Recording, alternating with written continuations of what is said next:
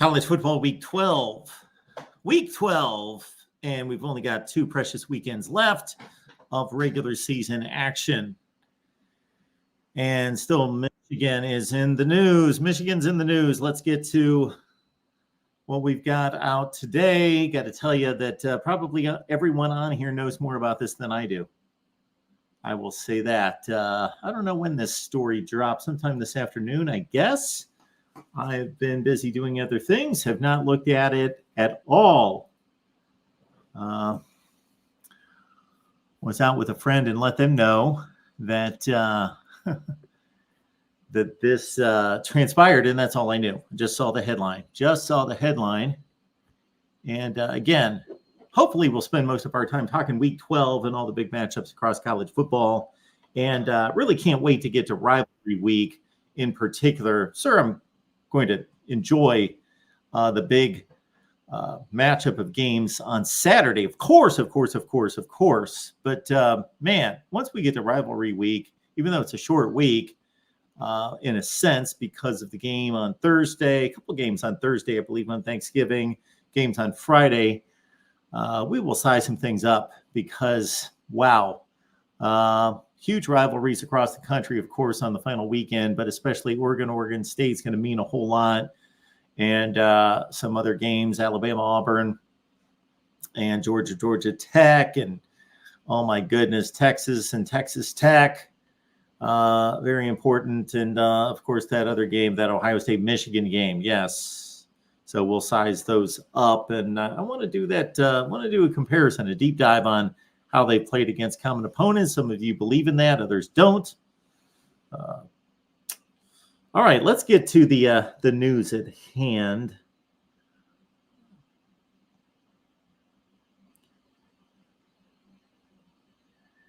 So let's get right to it. Keep in mind the Amazon links in the description section of all the videos. So when you shop on Amazon, please use the link that we provide. It's the same shopping experience. Doesn't cost you a dime with that Amazon link. Okay. So again, taking this in for the first time, other than knowing that they fired the linebackers coach. See if there's anything else to come out of this. And then, of course, what was it on? We're here on a Friday. So on Thursday, of course, Michigan announced that that they had worked things out to a certain extent in regards to the Big Ten, that there would not be further action taken by the Big Ten, and that Michigan was kind of good with that as of right now and the way things stood. Of course, the NCAA investigation ongoing. Okay, this is coming from, I had issues opening a few of these stories for some reason. So, hey, we'll go to the New York Post here. Michigan continues to have a wild football season. Last week, head coach Jim Harbaugh suspended, et cetera. Athletics director Ward Manuel announced Friday that linebackers coach Chris Partridge has been fired. 43 years old, rejoined Michigan staff this season after spending 3 seasons at Ole Miss. He had previously been a defensive assistant for Michigan from 2015 through 19.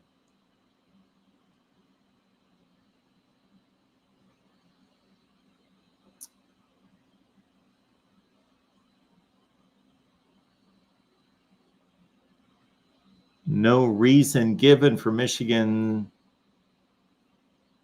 firing of Partridge, but Yahoo Sports' Ross Dellinger tweeted that Michigan leaders were presented new evidence this week in the NCAA's investigation into its advanced scouting scheme. The new evidence presumably led Michigan to stop fighting discipline so forcefully. Yes, we knew of that. Dellinger wrote, noting that Harbaugh gave up his fight against the Big Ten suspension Thursday. Yes. Partridge fired Friday. Okay. Yahoo Sports subsequently published a story indicating that Partridge was not accused at this time of knowing about Stallion's sign-stealing scheme while it was happening, but acted after the fact to cover up the evidence. Okay. The report further stated that a Michigan booster nicknamed Uncle T, we should all have an Uncle T, by NCAA investigators gave Stallions thousands of dollars to fund the scheme. So we've got a Michigan booster. Okay. Earlier this week, citing federal investigators' disclosures, the Associated Press reported Stallions did not file expense reimbursement requests in his travels to watch Michigan opponents for the alleged purpose of stealing signs. This morning, the university, Coach Harbaugh and the Big Ten resolved their pending litigation. Okay, the conference agreed to close its investigation, and the university and Coach Harbaugh agreed to accept the 3-game suspension. Coach Harbaugh and the university support decided to accept this sanction to return the focus to our student athletes and their performance on the field. The conference has confirmed that it is not aware of any information suggesting Coach Harbaugh's involvement in the allegations. You know, the first thing that came to mind for me once I saw under the main headline about Partridge and knowing and hiding evidence, concealing evidence. So I thought the first thing that went through my mind was Stallion standing next to, was it both the DC and the OC, or it's just the DC? Those pictures, those videos, and that still seeming utterly strange in regards to the knowledge of this going up the chain. The university continues to fully cooperate with the NCAA's investigation. Stallions, who was accused of traveling to watch numerous Michigan opponents in person, resigned from the football program earlier this month. And then I'm just thinking about the process of being in an organization. Okay. Being in an organization such as the football program of Michigan, let's call that its own organization. And wanting to, not being the top guy, not being in charge of the entire program, but being one of the minions, and then trying to impress to move up and doing things on your own. Trying to relate this to other jobs that I've had, jobs that I know of, jobs that, and thinking, okay, would I ever, what would those things have been where I could have cheated to make myself look good, and then concealed that from, the powers that be, my bosses, so forth. I guess that's within the realm of being plausible. Certainly, stealing signs is not technically illegal in college football, et cetera, et cetera, et cetera. He's still permitted to coach the team during the week in practice, meaning Jim Harbaugh. Yeah. Okay. All right. Again, we would have had a number of stories in college football today. I would have jumped on immediately. We've had firings in recent days.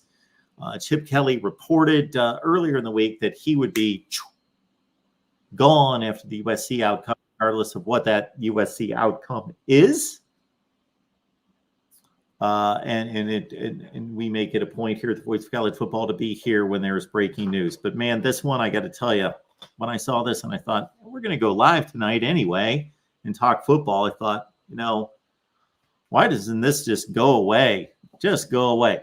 Now, I say that meaning that I want justice to be served, regardless of how painful the process is for all of us to listen to. But in regards to a story, who the hell cares?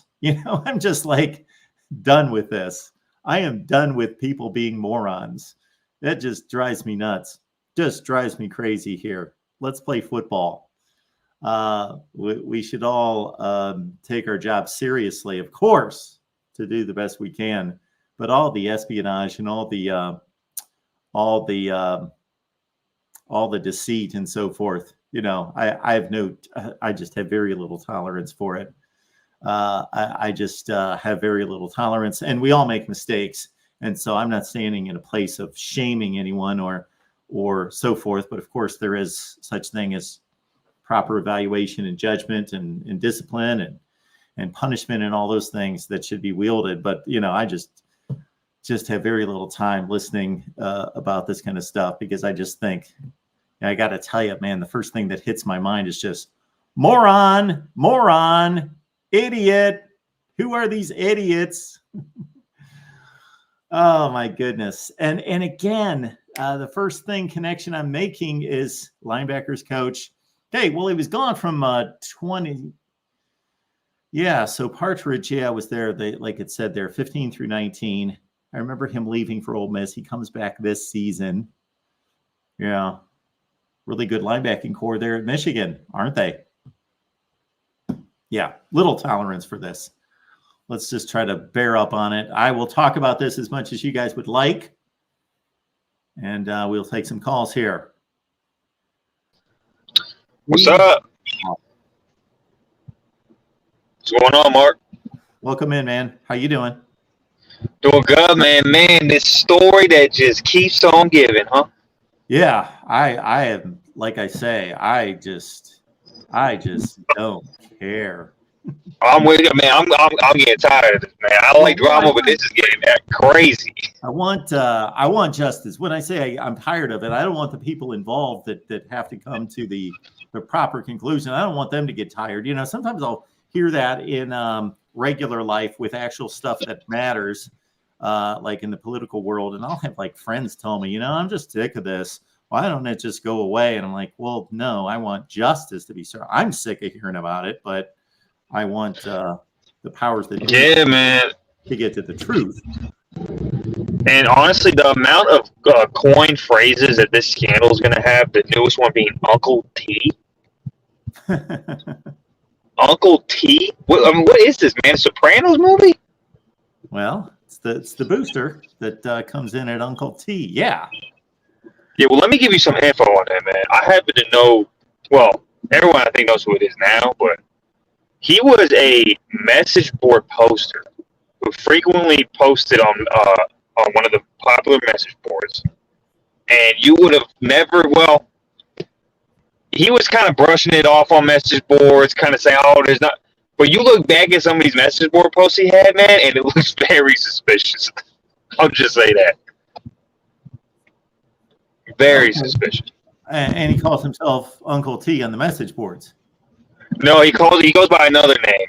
But the owner of the message board had mentioned early in the year the guy's real name of the message board poster, and the guy's real name is who's been mentioned in all the articles.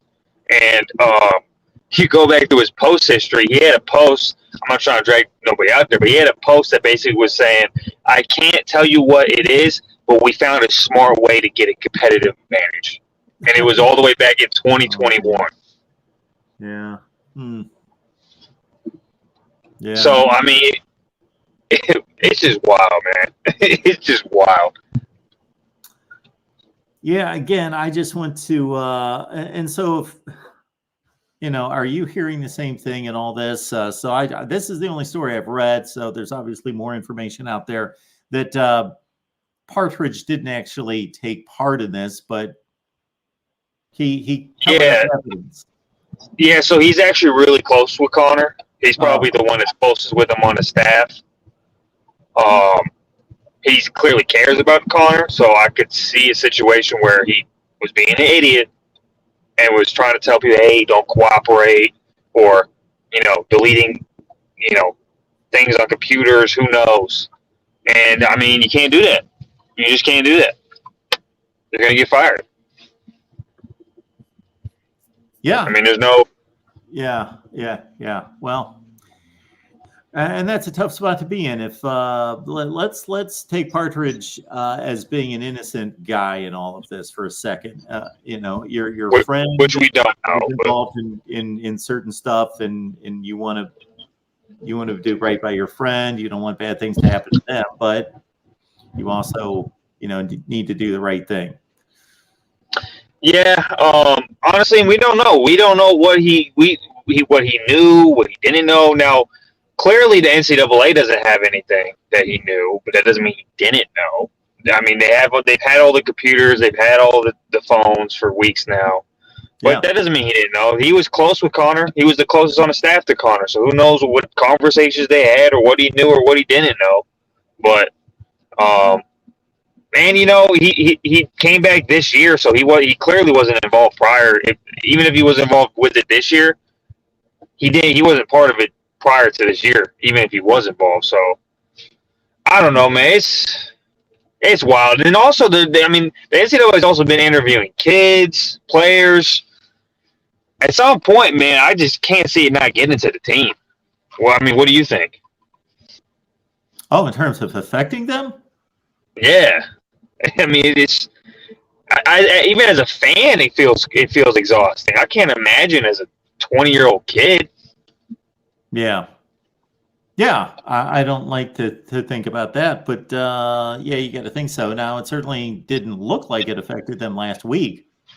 No, but now the NCAA has interviewed players, and supposedly from what I've read, is they were pretty aggressive in these interviews. So I don't know. It's I mean, and it's deserved. Let me say that it's deserved. Michigan did it to themselves. They put themselves in this position. So I'm not, but two things could be true at the same time. They could put themselves in this position, and then you could also weigh on the players. And I don't have look. The team's super talented, but there's a lot of variables going into this Ohio State game, man. Now, I mean, you don't have your linebackers coach. We don't know what the morale really is. Sharon Moore is going to be taking over. I mean, people probably going to start. I don't know if has the Vegas line moved at all for that game. Yeah, I really don't know. I don't look at game lines until the week of the game, so I don't know what it was or would be. I would think Michigan was a 3 or 4 point favorite or something like that. Yeah, I don't know, man. I know that so they promoted Jesse Minter's dad to the linebackers coach. What was he, an analyst? Yeah, he was an analyst. Yeah. He was a defensive analyst. So I don't know. Well, I don't know if they're gonna have. We're gonna see, man. I'm at the point with this investigation where I think anything can happen. Anything can happen, man. Anything. And another interesting tidbit you may not call on today is that BC2 housing that happened. Hold on.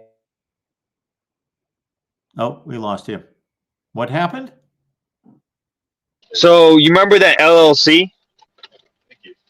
Yes. Do you remember that? So it got dissolved today. Oh, it got dissolved today. How wild is that?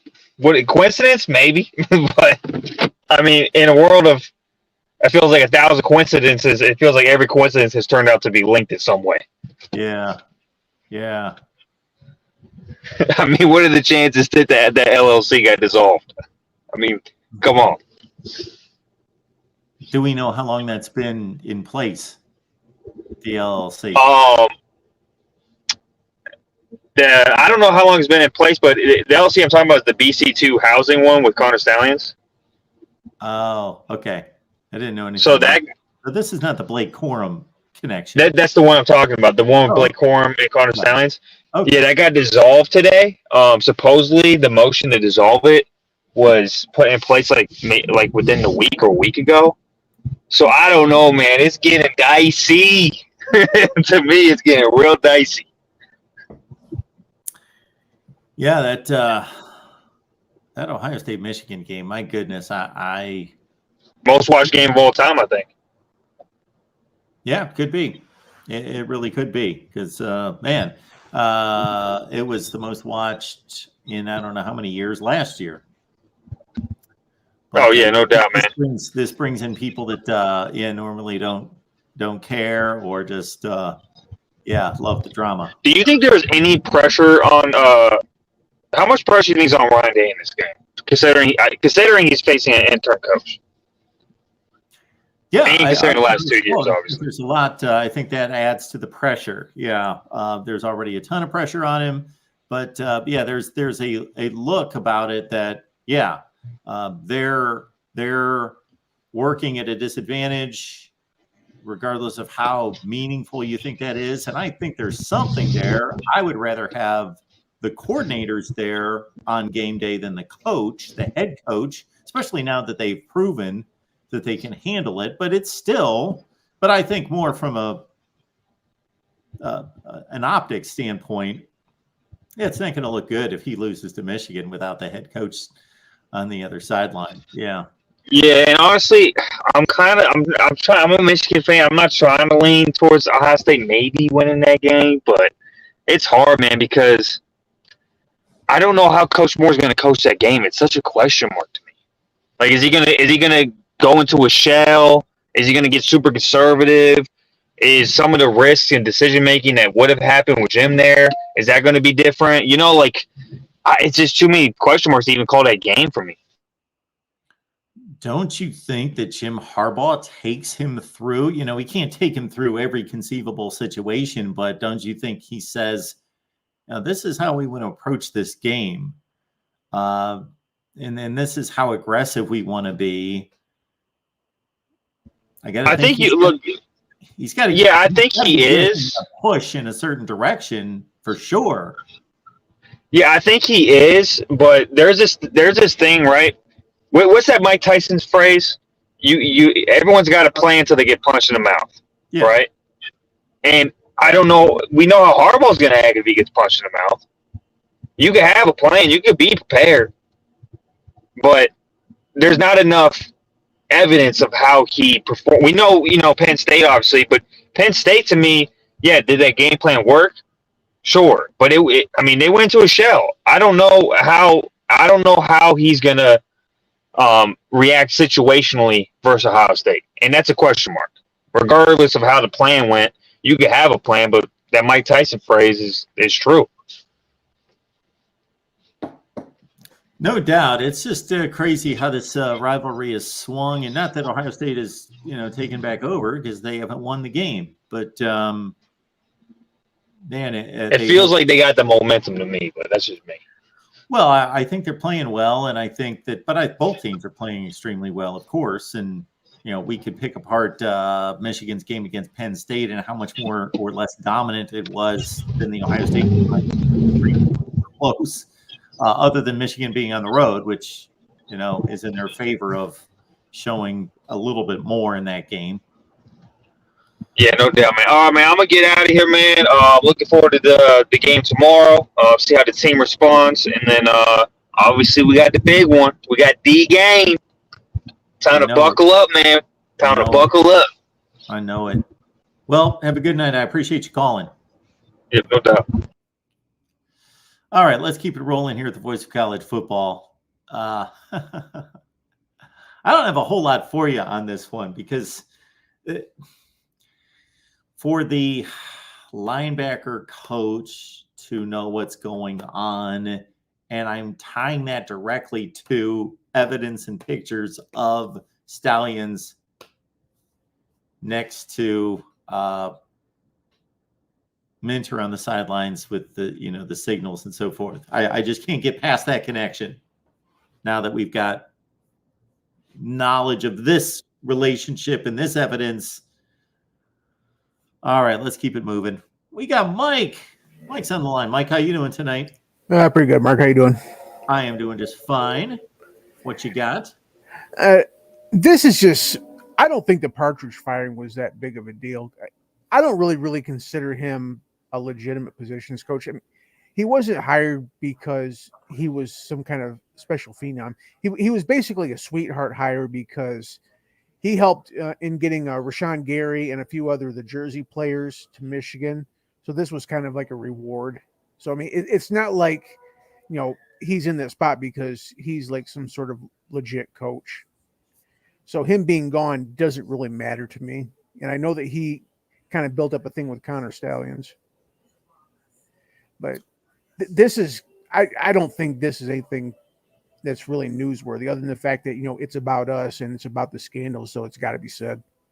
Well, when you say newsworthy, it sounds like you're talking about from a game planning and impact in the game. It's not a big deal, but it's a big deal, potentially a big deal in regards to who knew what and how big and important and severe all this is. Yeah, but everything I've seen, I've seen multiple sources and multiple insiders say that this is not systemic. This is not something that Harbaugh knew and just let it go on. This was very clandestine. Now, and there's always some chance that, something slipped along the way and he knew, But everything I've seen says no. This is kind of a rogue operation. Well, yeah, I would have to say that everything we've seen reported up until now, there has been a certain wording used that very much separates Harbaugh as opposed to it just being reported, we don't know yet, we're still finding out. It's very much reported, no connection. I will say that. Yep. And I heard somebody else saying that they were talking about maybe Clink Scale being involved. I don't see that happening. But I mean, it honestly wouldn't shock me if a few lower level coordinators, position coaches, whatever have you, it wouldn't shock me if a few more get purged, because I don't know exactly how deep the rabbit hole goes, but it's clearly not just Connor Stallions. No, I'm on record right now. I don't think it's Harbaugh. I don't think it's Moore. I don't think it's Minter. But as far as like the lower levels, it wouldn't shock me. Just like honestly, the booster thing, there hasn't been really solid evidence of that, but that wouldn't shock me either, because a lot of schools do it, Michigan being one. And, this isn't the first time a Michigan booster's gotten Michigan in trouble, because I'm sure you're old enough to remember Ed Martin, right? Oh, yeah. And Mike, you're saying that about Harbaugh because that's what you believe based on evidence or lack thereof, or because that's what you want to believe? A little bit of both. Okay. I mean, I'm not just okay. I am still a Michigan fan, of course. But, I try to keep my ear to the ground as much as possible.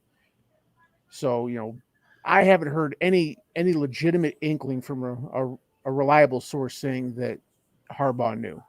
Now, I mean, I'm open to having my mind changed if something comes out. Yeah, and I just said what I just said because I'm seeing and have been for whatever it's been 3 or 4 weeks at this point the same thing. Again, the reports don't say still waiting on evidence. It's all the evidence that's come in. There's no connection to Harbaugh. So I'll give that to him. And not that people can't go bad, not that people can't be tempted by certain things at certain points in their life, or that they didn't get away with certain things at other points in their life that we don't know about. But this guy's been in the public eye for going on 40 years. And for all the criticism of him, even the worst Jim Harbaugh critics, haters, could not point to his ethics being in question.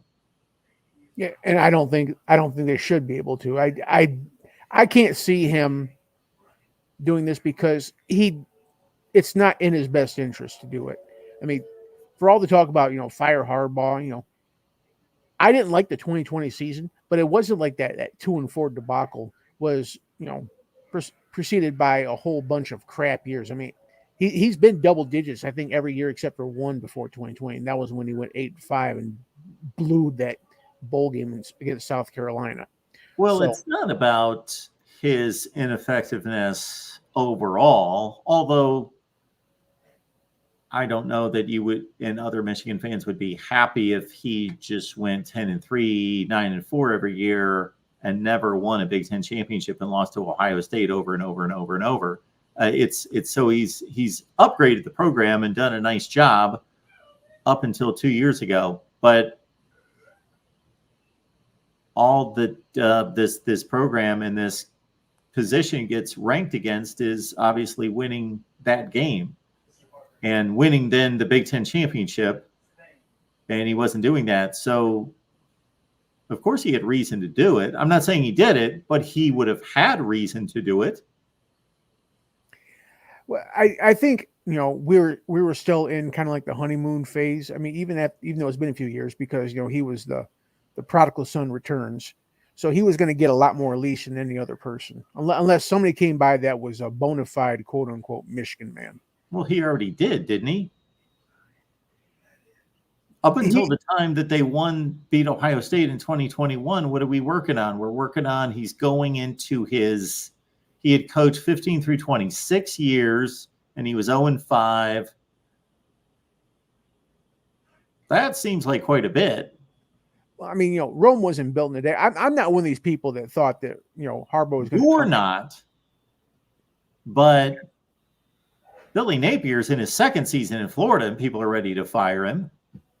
Well, that's their problem. I mean, you just get some of these fan bases that just have no patience, no vision. They want, it's the microwave generation. Everything's now. And I'm sorry, no, you're not going to hire a coach that's going to be able to beat Saban and Smart in the foreseeable future. Well, maybe Saban now because he's going to retire. But I mean, if you're fan base, I mean, if you're an Arkansas fan or a South Carolina fan or a Auburn fan, whatever, that thinks you're going to have this magic hire and all of a sudden you're going to be relevant in the SEC, yeah, good luck to you. Ain't going to happen. You're just going to set yourself up for misery. I'm not like that. I mean, I did not think that okay, we got Harbaugh now. All of a sudden, we're going to own the Big Ten. It doesn't work that way. I mean, if there's some other Michigan fans that just want to set themselves for that kind of masochism, go do you, man. I thought this was going to be a process, and this is just part of the process. I want to go back 3 years on this channel and start digging through comments. I'm going to go to all my Michigan videos 3 years ago and see if I can find comments. Yes, the amount of Michigan fans that wanted Harbaugh gone, I'm not going to say it was overwhelming. It was pretty split, but certainly a ton of people did want him gone. Oh, I'm surprised it was split. I mean, I didn't want him gone yet. I thought his seat should have been hot, but I also thought that I was the unvocal minority. It seemed like I would say probably a good 70% of the fan base that I've seen wanted him gone after 2020.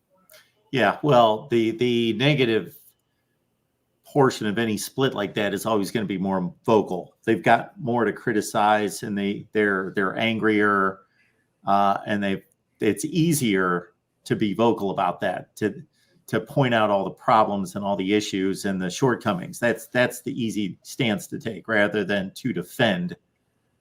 Yeah, squeaky wheel gets the grease. Yeah, I mean, I'm happy with the way this is going on so far. I mean, not the scandal part, but I mean the overall progression.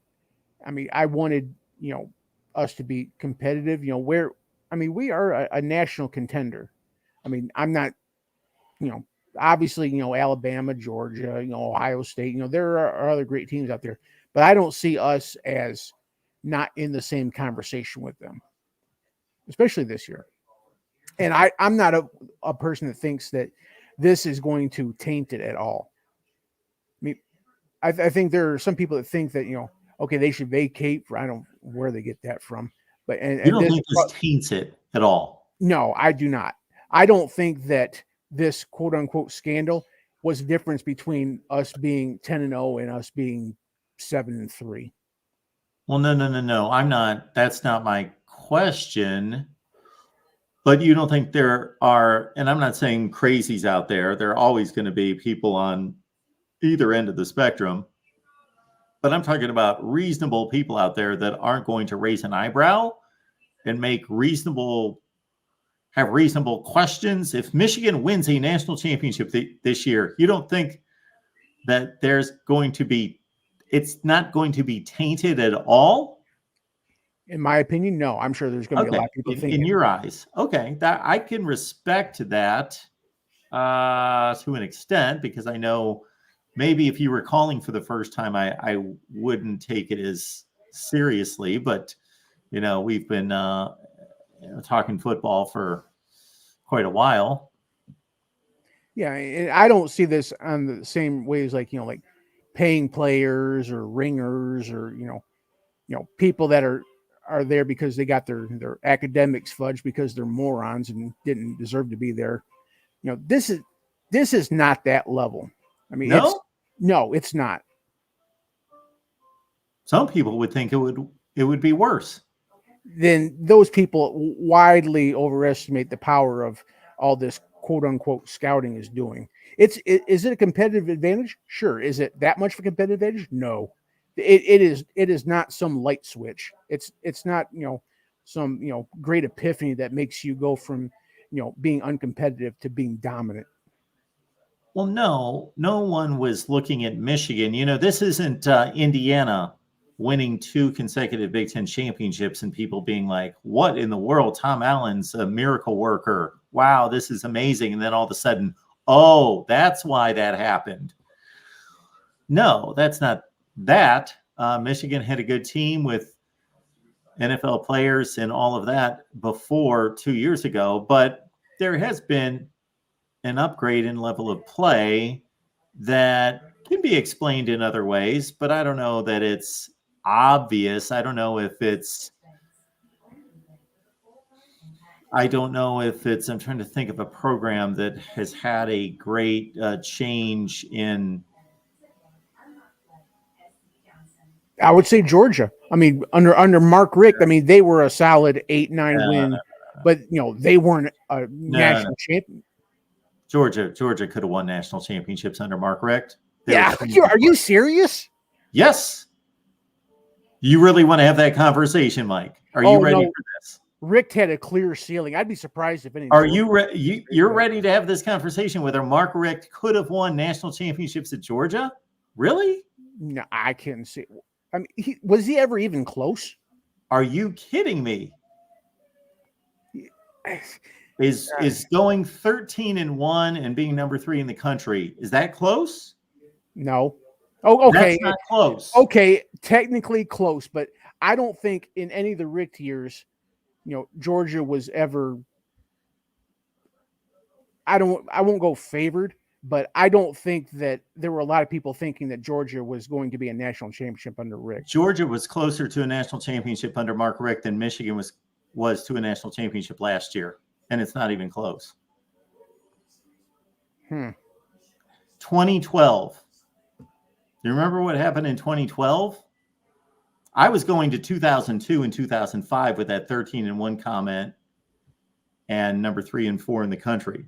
But 2012, Alabama was, I believe, and I think most people would agree, the best team in the country. They won the national championship. They just annihilated Notre Dame in the BCS championship game. Georgia, in most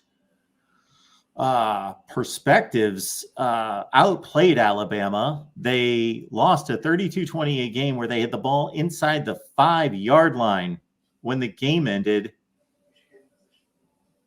They were as close to winning a game as you can be to winning it, as close as not as hitting a kick off the upright right to win a game.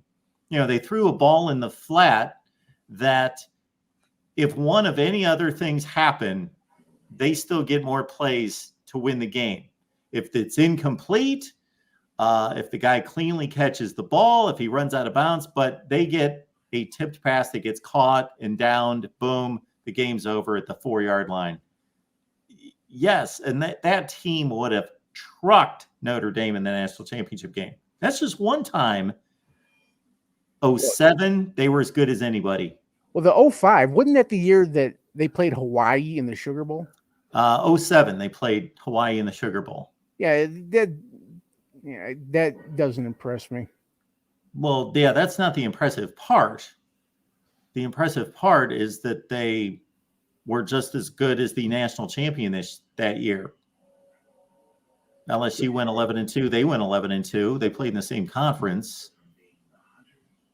If you look at the results, they had several teams. If there was a 4-team playoff, Georgia would have been in the playoff in 2002, 5, 7, 12 for sure.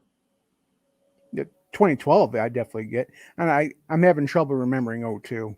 I think for some reason I think I have convenient amnesia about the 2002 season. So anyway, yes. I just don't remember know where that started, but in regards to yes. Anyway, anything more on the Michigan situation or the games this weekend? Anything? No, I say we play Maryland. I think the talk is that we're not going to cover because I think it's like mine's like 19 or something. It's on the road, and we got this, whole scandal looming over our heads. But I don't see it being much of an issue. I think that line is kind of low. I haven't made my predictions yet, but my goodness, I looked at that line and thought, I think Michigan's going to truck them. I think besides that, I think also Maryland might be getting a little bit of benefit because they did for a while there. They did give Ohio State a scare. In the first half, they were running on Ohio State pretty well, and then Gaddis just completely abandoned the run the second half and just kind of fell off there. But I think we cover personally. Yeah, but, that is my lean on that one. Okay, well, I'll hop off here and let the next one in. Thanks, Mike. Appreciate it. Thanks a lot. All right. Brian says, Voice of College Football, clearly Michigan was cheating, but do you believe the wall-to-wall coverage on ESPN is an assault on Fox in the Big Ten? Well, that's certainly been served up by many people. I'm not one to speculate when there's very little evidence. The evidence is simply that they're covering a story, and the first motivation is money. So they're in a business, clicks equal money. So that's the obvious motivation, in addition to just covering the story and wanting the attention and doing what they're supposed to be doing as journalists. But I gave up on, and this is not an attack on ESPN, I gave up on a lot of outlets being true journalists a long time ago because I don't think they are.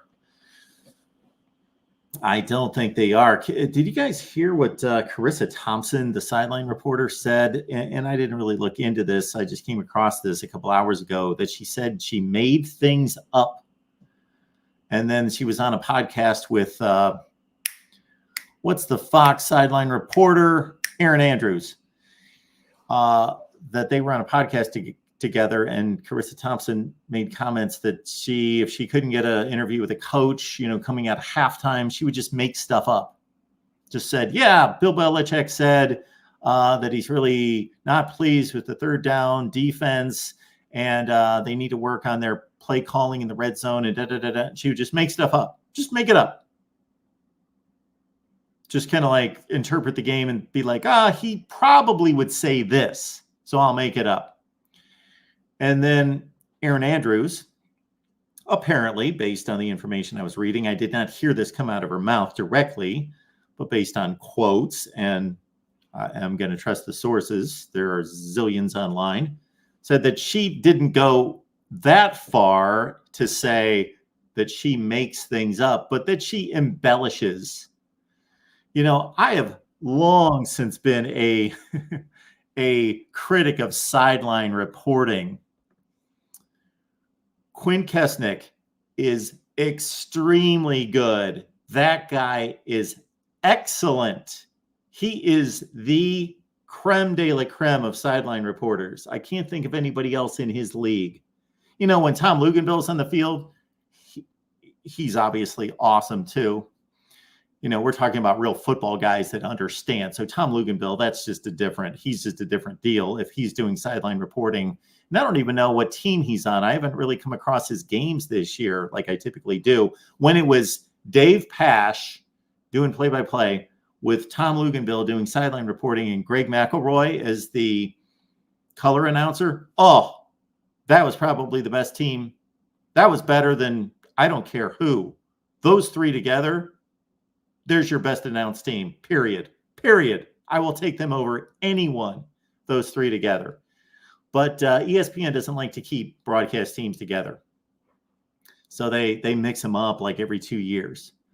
Like I liked Mark Jones and RG3 together, but they broke them up. So they like to break up broadcast teams. I don't really understand that completely. But those three together. But sideline reporting, again, Quinn Kesnick, and there might be a couple others that I'm not thinking of right now. But, my head almost explodes every week. I'll have to be prepared for it tomorrow.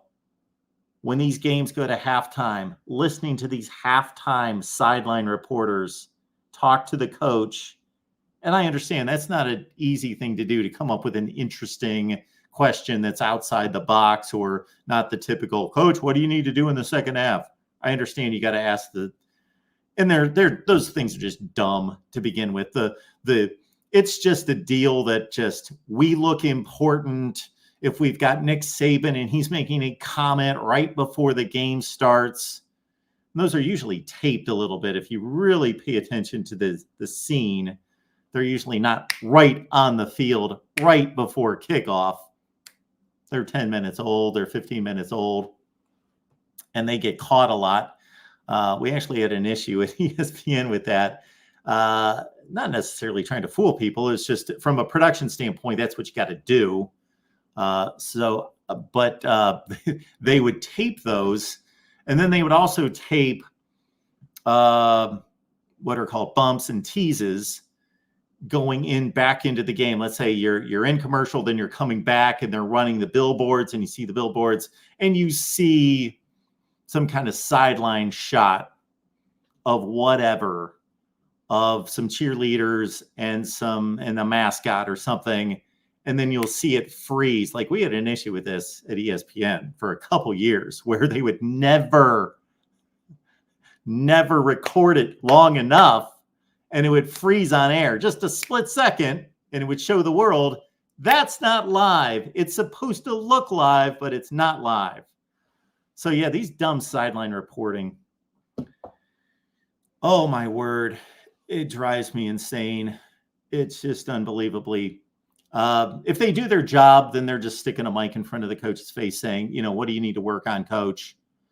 And, maybe I listen to these a little bit more with a little bit more critical of an ear than most of you, who probably just, okay, it's fine, it's what it is. And you're probably not even really listening to what's being asked. But I did that I was not a sideline reporter, but I did that job, reporter anchor, for 10 years. So I tend to critique, and oh my word, again, hardly anybody's any good at it. I'm going to sound very sexist when I say this, but I'll say it anyway, because I say what I want on here. Give me a good looking chick, put her on there, just don't screw it up and put the mic in front of the coach's face. Great. That's your job. Or give me Quinn Kesnick, who is amazing at it. And again, Tom Luganville is kind of a different deal. He's really good at it because, shoot, he scouts. He's a recruiting guy. He played. He's done that. But don't do something stupid. I'll take the next call in just a second and take these super chats. Classic sideline reporting gaffe. This was on Monday Night Football. I'm going to guess this was like 07, 08 range. And I'm not going to say who did it. She was on for a couple of years on Monday Night Football. So I'm not going to repeat her name. You can probably look this up. It was a Jets-Redskins game. And it was after the game.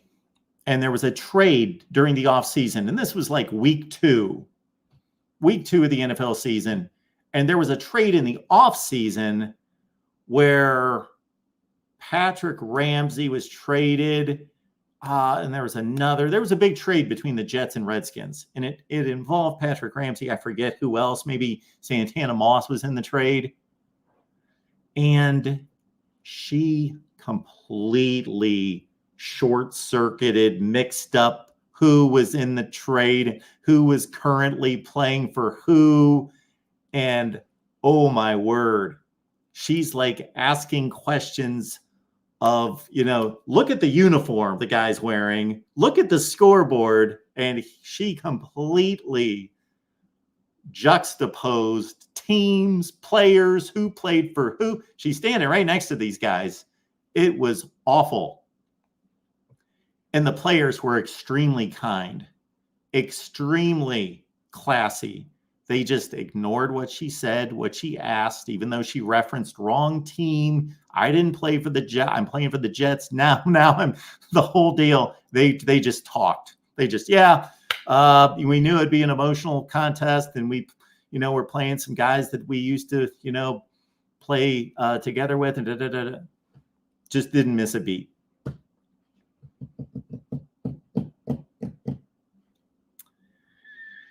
This is when these conversations get fun. I like thinking back on these nuances of sports television.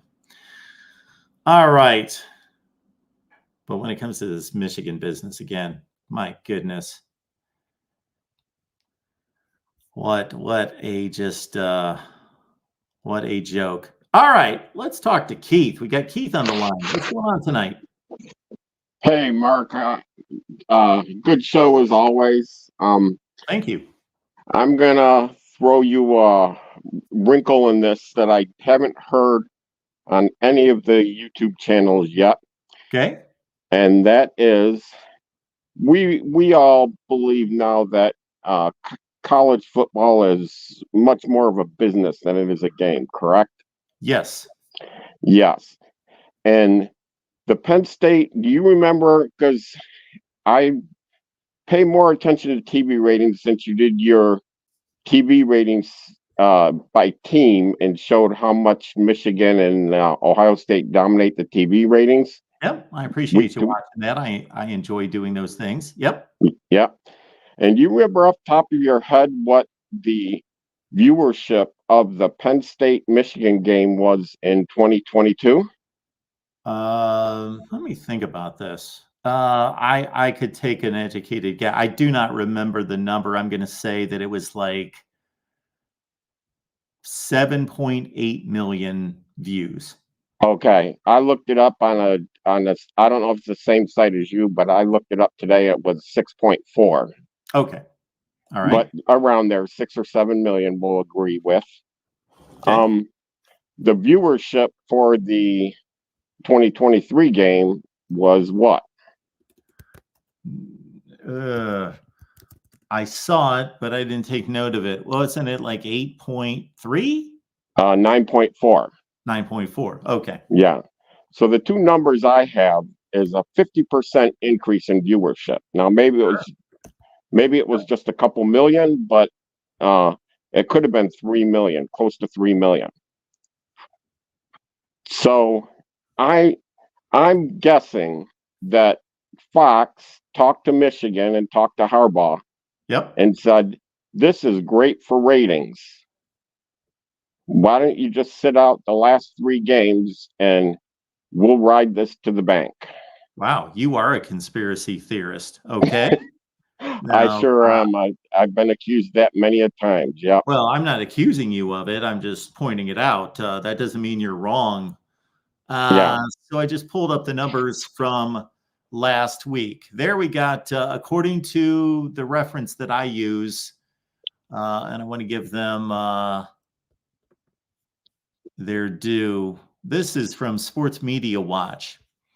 And so they've got Michigan Penn State at 9.16 from this year. Yeah. That's what they have, 9.16. And yeah, I think Sports Media Watch is where I got the 6.4 number. You'll look that up. Yeah, I don't know how to find that. I don't know how I go to last year. I don't know where that is. Anyway, so you're asking me if that's plausible. Of course it's plausible. Yes, that's possible that happened. I don't believe it happened, but I would not be shocked.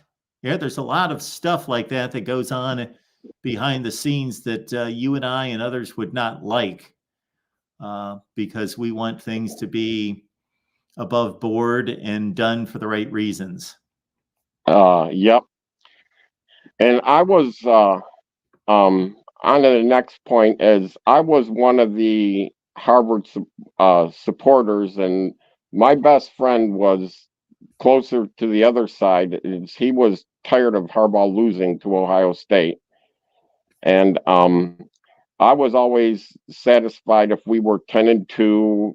9-3 was a little disappointing, but I always knew there were better teams than us we were going to have a hard time beating. And Harbaugh at 10-2 or 11-1 was good enough for me. Obviously, I like this run that we're on better. Of course. Yeah. Teams should be playing for championships. That should be the goal. Yeah.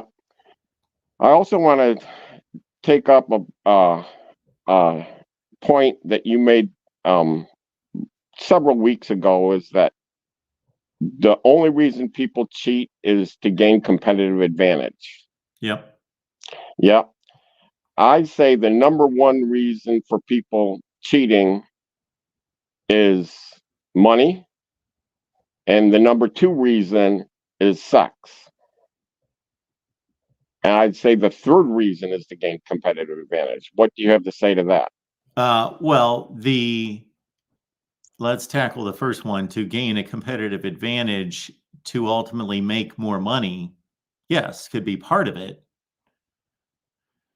So let's say we've got different layers of what this could end up being. It could be Connor Stalions acted on his own. So what was his motivation? Well, his motivation was he wants to one day be the head coach at the University of Michigan. Therefore, that's money related. Okay, sure. Or if this spread up through the coaching staff to, let's say the coordinators knew about it. Okay, well, yeah, the better you coordinate a game and the better numbers you produce, whether that be championships or points against, and all your defense looks like it's amazing because of your work, you're going to make more money. So you're saying that's the motivation.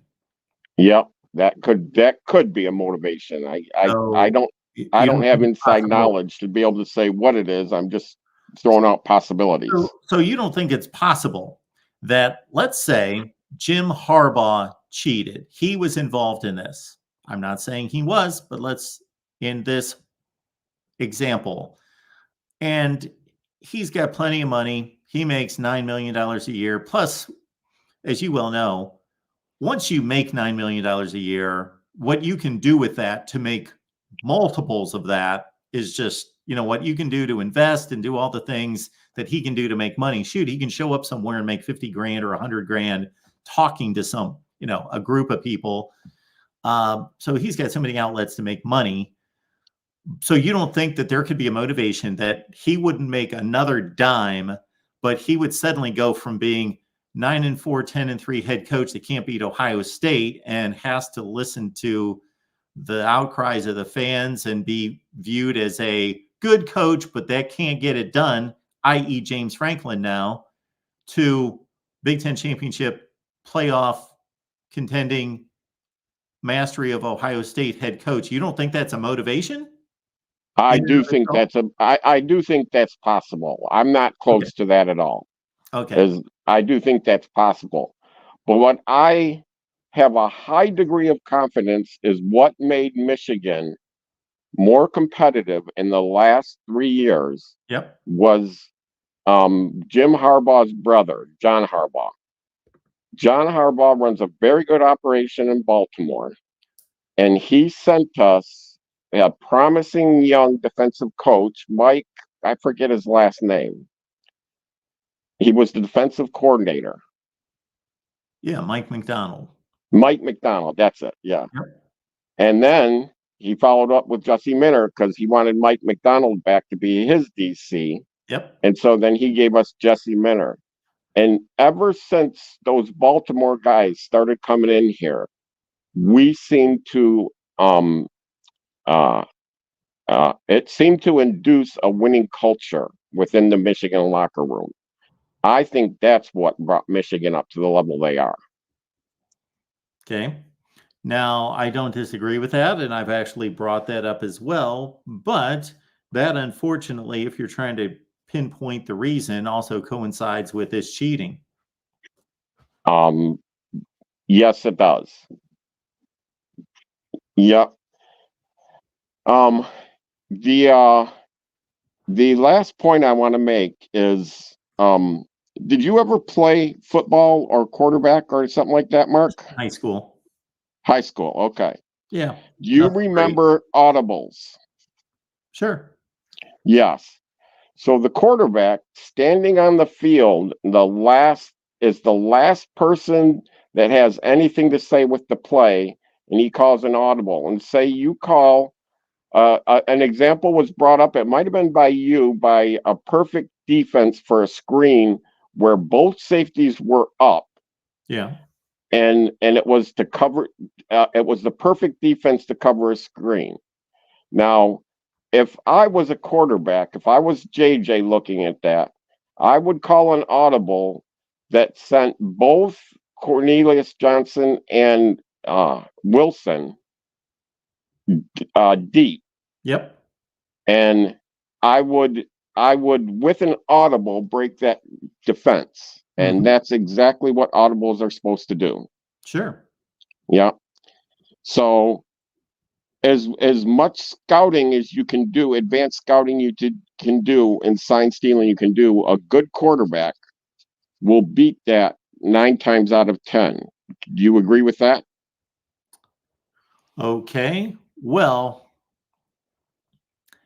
quarterbacks have been instructed, I think this is an old adage that most of us are familiar with, that if you're lined up in a sound formation and you have a sound play call for the defense that you're looking at, don't try to audible into a better one, but only audible out of a bad play, never audible out of a good play to go to a great play.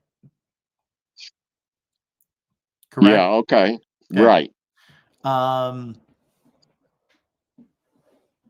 Yeah, I don't, I'm trying to think, maybe I should pay a little bit more attention. It's easier to see in the NFL quarterbacks through the years calling audibles because we've seen it for years and years in the NFL, but I don't necessarily notice that many audibles being called in the college game. That doesn't mean that they're not.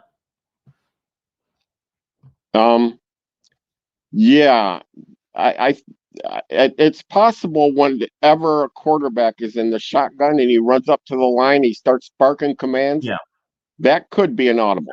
Yes, absolutely. Yeah. That could. And then also the route running from these receivers in these pass plays is so much more sophisticated than it used to be, where years ago, they would all have routes that they were supposed to run, regardless of what the defense looked like and so forth. And then obviously offensive execution and strategy got more sophisticated to deal with that. And there became much more need and reliance on the quarterback and the wide receivers to be on the same page, that they would be looking at the same thing. And the wide receiver, breaking off a route if there's a blitz, or reading the coverage and the quarterback to see the same thing. This guy is playing you so far inside that you're going to change your route. That happens consistently now, to where these receivers aren't just, okay, you're running, back in the day, Eric Oriel, Dan Fouts would take a 3-step drop, and he knew that John Jefferson was going to be, running, 18 steps and cutting, and, it was all timing. But now these receivers are reading the defense and supposed to be on the same page as the quarterback, because then at times you'll see a bad throw or a missed connection or an interception because they were seeing something different and they didn't read it the same way. And it gets a team into trouble once in a while. But most of the time, these guys have practiced for so long and see the same thing that they are flexible in their execution of the play. Yes, I remember the Eric Coryell system, and the other defensive players in the league said the problem with that defense is instead of running flags and posts, they ran to spots. Yeah. They had a 10-yard post, a flag, a 10-yard post, and a 30-yard flag and post, et cetera, et cetera. So that was the hard thing for defensive backs to learn to cover in the Eric Coryell. That was one of the great advances that he did, yes. But yeah. And then I'm going to give you on where the sign stealing could be an advantage. Like you said, if a quarterback is trained to not go out of a good match of your formation against the defense, then with good sign stealing and with good offense offensive play planning and defensive for that matter, you would put up you wouldn't move to such an obvious defense that they would audible out of it, but you would put a defense out there that looked like something that was a good match, and then you would have an advantage on the players through the cheating that way. Okay. Yeah. So I just want to show you that I'm just not a blind, automaton for my Michigan guys, and say that it could never happen or it would never work, and it could never be an advantage. I think there is some advantage, but I don't believe it's as big as the previous caller was saying. I think paying players was a bigger advantage than sign stealing. Okay. Yeah. Yeah. And I understand that the punishment needs to fit the crime, but I also stand on the principle of it. And let's say it could be proven. Let's say it could be proven, which it can't be. I don't believe in any way that this had absolutely zero impact. Michigan did not score an extra point or give up one less extra point. If Harbaugh knew about it, and especially if he initiated it and all of that, then I would just hammer the program to the wall, because it'd be like, I don't care what the impact was. Your intent was to have a major impact on the game. Otherwise, you don't do it. There's no reason to do it. Yeah. And we won't get to your second point about the other motivation for cheating would be sex. Does that apply here at all? I would love to hear that theory. Where are we going with that? Well, maybe somebody like Connor Stallions was trying to impress some women that he was chasing, and if he convinced them that he made Michigan a national championship, he would get sexual benefit out of that. You could do it and say the same benefit could accrue to Harbaugh. If Harbaugh won the national championship, maybe he'd get better sexual offers. You don't think Jim could do just fine being just the Michigan head coach with a certain amount of money in his back pocket? I think Harbaugh's content with what he was making at Michigan, but I've never known anybody who hasn't wanted to parlay that into more. Oh, sure, yeah. I don't think Harbaugh's any different than anybody else. As much as he's got, he still wants more. Of course. Some of the most money-hungry people are people that already have plenty of money. Agreed. Yep. Yeah. But yes, the allure of sex has certainly run many a men off the rails throughout history. Absolutely. Yep. All right. Another point is, did you see I think his name is Alex Poggi. He was the assistant head coach in 21 and 22. Yeah. And he's somewhere else now. And he came out with a statement that said, "I'm finally breaking my silence. I'm here to say that I knew nothing about the advanced scouting of Connor Stallions. I knew Connor Stallions, but I knew nothing of his advanced scouting." And he says, "If I knew nothing, then I tell you Jim Harbaugh knew nothing." Okay, well, we both know that anytime we hear from anyone on this topic or any controversial topic that has attachment to that situation, we have to question their motive for saying what they're saying. True, granted, yes. So that could be completely without any, motivation of any kind. That could just be flat out the truth, or there could be some motivation involved. We don't know. Yep, it could be a flat out lie too. It could be either one, yes. But just wanted to get out there to everybody to say that there's somebody out there that should know, that is saying he didn't know. Whether it's true or not, that's for everybody to decide on their own. Good stuff. Well, Keith, we appreciate the call. Okay.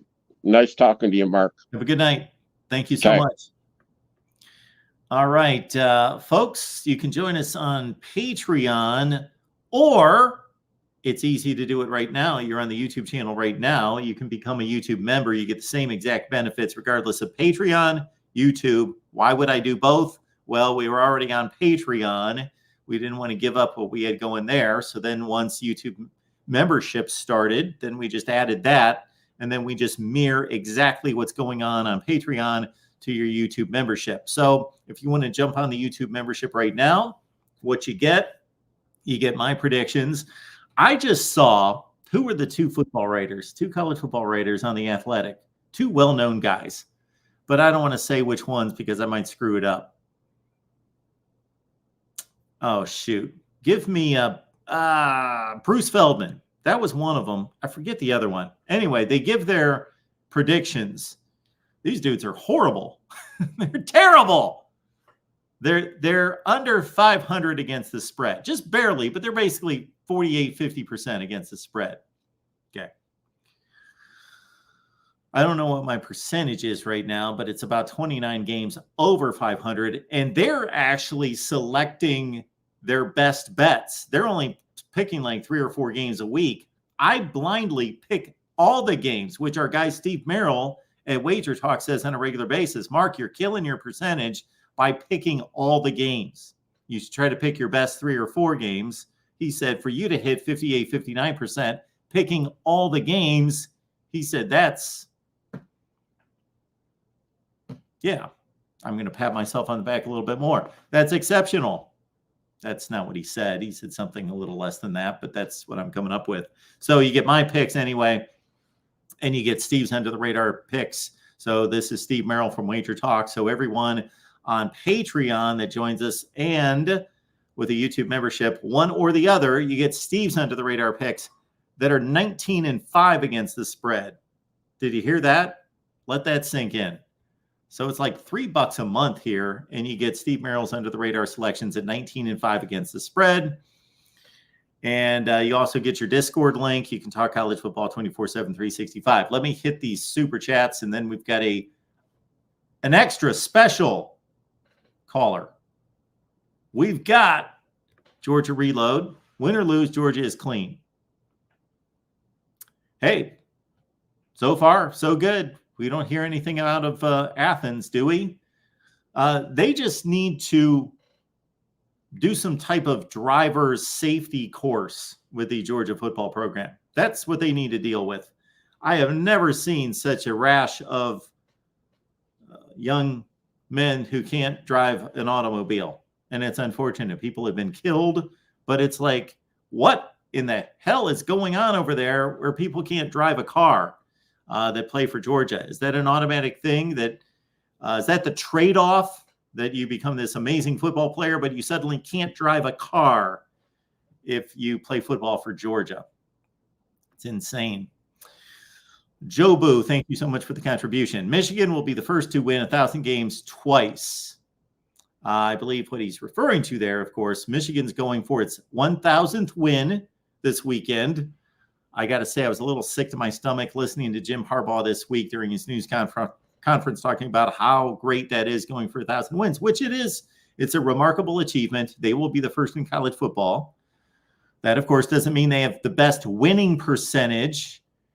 There's another team that has a better winning percentage. Let's see, who would that be? Who does have the best winning percentage of all time? Okay, so that doesn't mean that they've got the best winning percentage, but they have won 1,000 games. If they beat Maryland, that'll be 1,000. But of course, Joe Boo is referring to, then they get hit from the NCAA. They get docked some games, and then they've got to win them again to get to 1,000 again.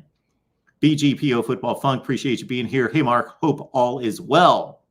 We hope all is well with you as well, sir. 2 of those. Thank you so much for that. DeAndre, appreciate you being here. DeAndre used to call all the time, but we appreciate it and hope you're doing well. We've got Erica. Happy birthday to your son. Yeah, just got off the phone with him. He's doing well. It's just taking it easy tonight. Big birthday celebration this weekend. And I was not used to being away from my son and my daughter for, 25 years of their lives, basically. One's not 25 yet, but you get my point, for their entire lives up until the last year. So that's, let's see what we got here. Let me show off my boy. Yeah, it's my boy's birthday today. And see, I put this up here somewhere, didn't I? Yeah, it's on Twitter.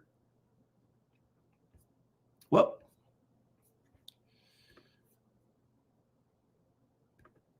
But thank you, Erica. I appreciate that.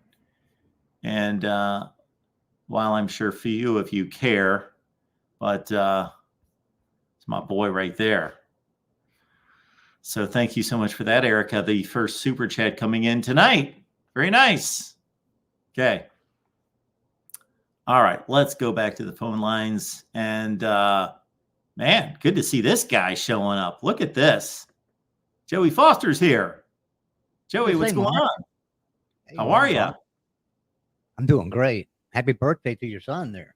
Well, thank you. Yeah. So I'm getting some echo. Let me turn that off. Nope. Turn that off. There we go. Anyway, so I had to make my little sign up. I usually have like football on this, but I had to make my sign up. So, sorry, Michigan fans. Mike Fort, Mike Fort and everybody's riding me because they said, Joey, you said Penn State would beat Michigan. And I said, well, I didn't say Michigan wouldn't cheat to beat them. So, that's the thing about that. Yeah, you thought the cheating was over, but obviously they did it again last week. Now, one thing about this Chris Partridge being fired.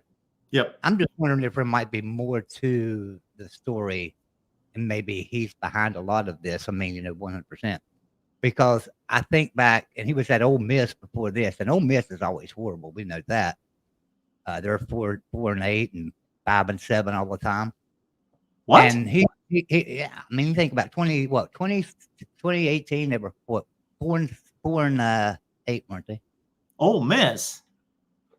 Ole Miss is a bad football program. All right, Joey, I'll let that slide. I won't say they're a bad football program, but I mean, a few years better than West Virginia the last 10 years. But go ahead. Yeah, a few years before he got there, they were not real good, right? They were not doing very well. Well, and they then they were coming out of NCAA sanctions. Then they go 10-2. Well, they had NCAA sanctions because of Hugh Freeze. I'm just trying to pick on Michigan and stuff in this Chris Partridge. That's all I'm trying to do. But no, so anyway, I wanted to come on real quick and just tell you. So every week I send you, I text you and tell you who my upsets are or whatever. Yes, and love it. I do pretty good sometimes, but last week was horrible. I was 0 for 3 last week. I was terrible. Can't nail them every week, but do you keep track of your record, Joey? Do what? Do you keep track of your record? I do. So until last week, I was 19. Let's see. I had picked 28 games, and I had won 19 of them. No, 18 of them. Sorry. And then I lost 3 more this past week. Here's what I'm wondering. I'm sorry, Joey. Somebody texted me. What is your record? I won 18 out of, I think it was 18 out of 28 or 29. Okay. I'm trying to remember. I can't remember. I don't have my notes in front of me, so somewhere around that area. That's strong. And then last week I missed 3. I lost all 3. So that makes me 18 and out of 32. So, but this week I'm looking at Michigan and all these distractions and wondering. I'm not going to call an upset, but I think Maryland will cover. Okay. So I will. I'm going to take a Maryland to cover that game. Is it 19? it may not happen at all. But with the distractions and now their linebacker coach getting fired, things like that, it could be a possibility that they cover. So I'm going to take it to cover. Take Maryland to cover. All right. Yeah, That's one of your locks. That is one of my locks. Yeah, Okay. that is one of my locks. So Stephen Light joined a while ago. Joined the channel a while ago. So welcome to the family, Stephen. I don't know if you've seen that. Thank you for that, Stephen. But I won't stick around long. But the other night I had a great show over on the West Virginia channel at the Boise College. West Virginia football at the Boise College football. Everybody, step it up. Had a great show there and on the Big 12 channel and on this main channel about coaching hires at West Virginia, and could Jimbo Fisher make a good coaching hire at West Virginia. So I wanted to just kind of promote that show a little bit. Hope everybody will go over and watch it. Had some great guests on there. We had Kuz's Corner, Frank Fear, who's the author of Band of Brothers. We had who else did I have on that show? I had a lot of people on that show. Will Forbes was there with us. So go over and watch that show. It lasted a couple of hours. You don't have to watch it the whole time. If you can skip around parts you don't want to hear. But we came up with some great coaches, and we were talking about coaching hires everywhere. We talked about coaching hires at Baylor, because Baylor is probably going to need a coach here. Although I think Dave Aranda has a huge buyout. So I don't know about that one there. But, you have Michigan State. And I even mentioned the possibility of Michigan, if things spiral on further with Michigan there, they could be looking for a coach at some point. So I think, but I'd like for everybody to go over and watch that show and comment on it. Tell me what you think about what we've talked about with some of the coaching hires around the country, and who would be best for each program that may be looking for a coach, including Houston, because I don't think Dana Holgerson's going to make it past this year. Do you think that, Mark? They might give him 1 year of transition into the Big 12, though. That's the only thing that I would pause about. They may give him a year. Yeah, so I think that's very close to 50-50. But if I had to make a pick, I would say that they're going to let him go. But I think I'm very much near the middle of a 50-50 there. But I'll go, if I've got to go one direction, I'm going to go that they get rid of Dana Holgerson 60-40. Yeah, that's about where I'm at. But like I say, they could give him a transition year. He's really good friends with Chairman, what's his name, Fajita or something like that, Batty, or I don't know. He's really good friends with them down there at Houston, so they might give him a year of transition. But anyway, I don't really have anything to talk about. I just wanted to come in and kind of promote that West Virginia show. I'd love for everybody to go over and watch it, especially if you're a Mountaineer fan, or if you have a team that may possibly be losing a coach. We talked about a lot of great coaches to look at. All right, Mark. Yeah, I'll get out of here. It was a great live stream. Again, Joey's hyping up this live stream because it was really good. Coaches on the hot seat started with West Virginia, of course. Speculation about Jimbo Fisher. He's a West Virginia guy. Keep that in mind. And Neil Brown's situation. He's 6-4, 2 games left, of course. West Virginia's got Cincinnati coming up at home as about a touchdown favorite this Saturday. And then West Virginia's last game's against who? We put Baylor's last game for us. So they should finish 8-4. Should finish 8-4. But hey, something? This week I'm staying away from the West Virginia Cincinnati game. I don't like the over/under. I don't like the line. I don't like nothing about it, because West Virginia, the way they played last week against Oklahoma, and Cincinnati, the way they played last week. If Cincinnati plays the same way this week as they did last week, and West Virginia does the same, West Virginia's going to get their ass kicked. Bottom line, So I'm hoping that that we've straightened up, and hopefully they went back to their past this year. So I like to go 8-4, but I would be okay with 7-5 because we've been so bad since Neil Brown got there. Since 2019, we've been so bad that 7-5 seems like a great season to me. Yeah. And, but are you also thinking that 7-5 could get Neil Brown fired? yes, I'm thinking Okay. 8-4 could get him fired, and here's why. And you know this because you interviewed Ren Baker, and I'm pretty sure you asked him this question as well. But Ren Baker's been asked several times, what is the expectations for Neil Brown? And he says, I'm not setting any expectations on Neil Brown.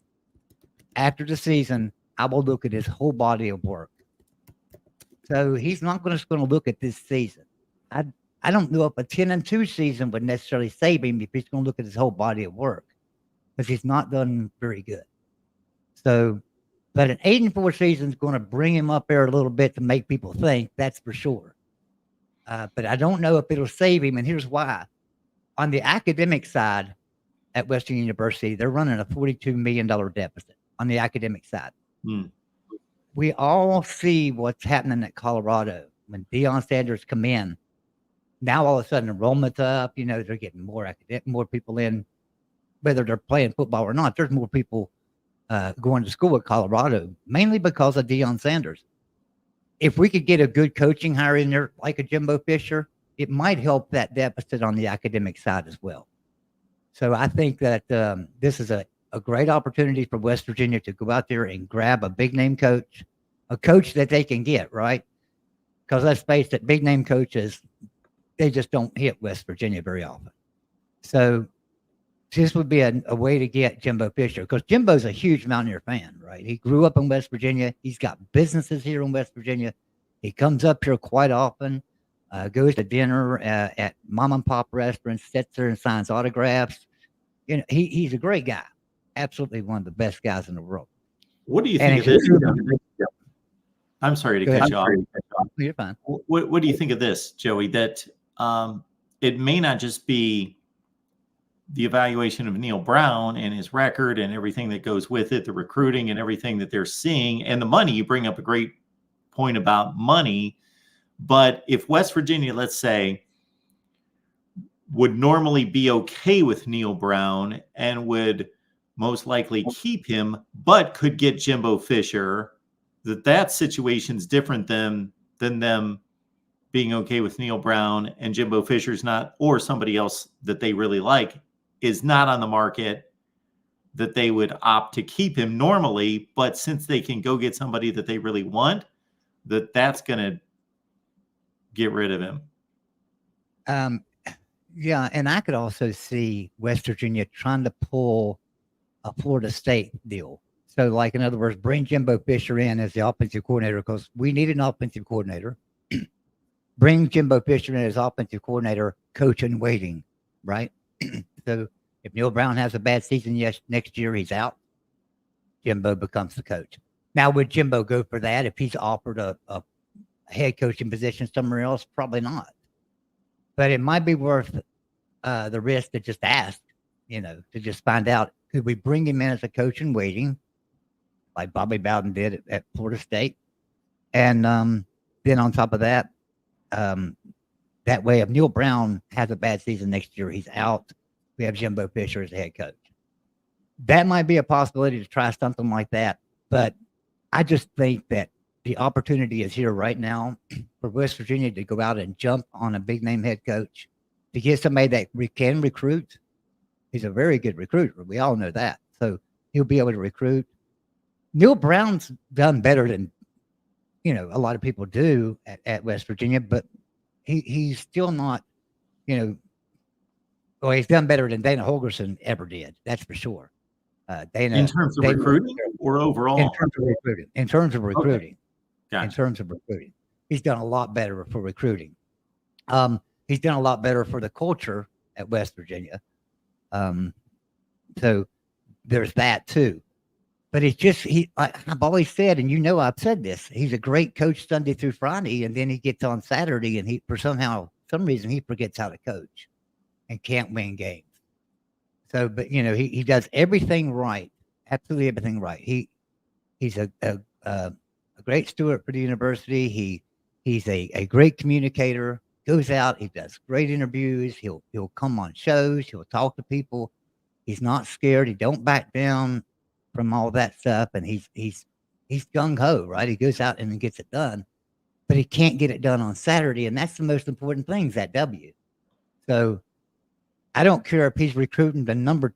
It's like Jimbo Fisher at Texas A&M. They didn't care that he had the number one class in the country for all these years. He'd been there one or two or something.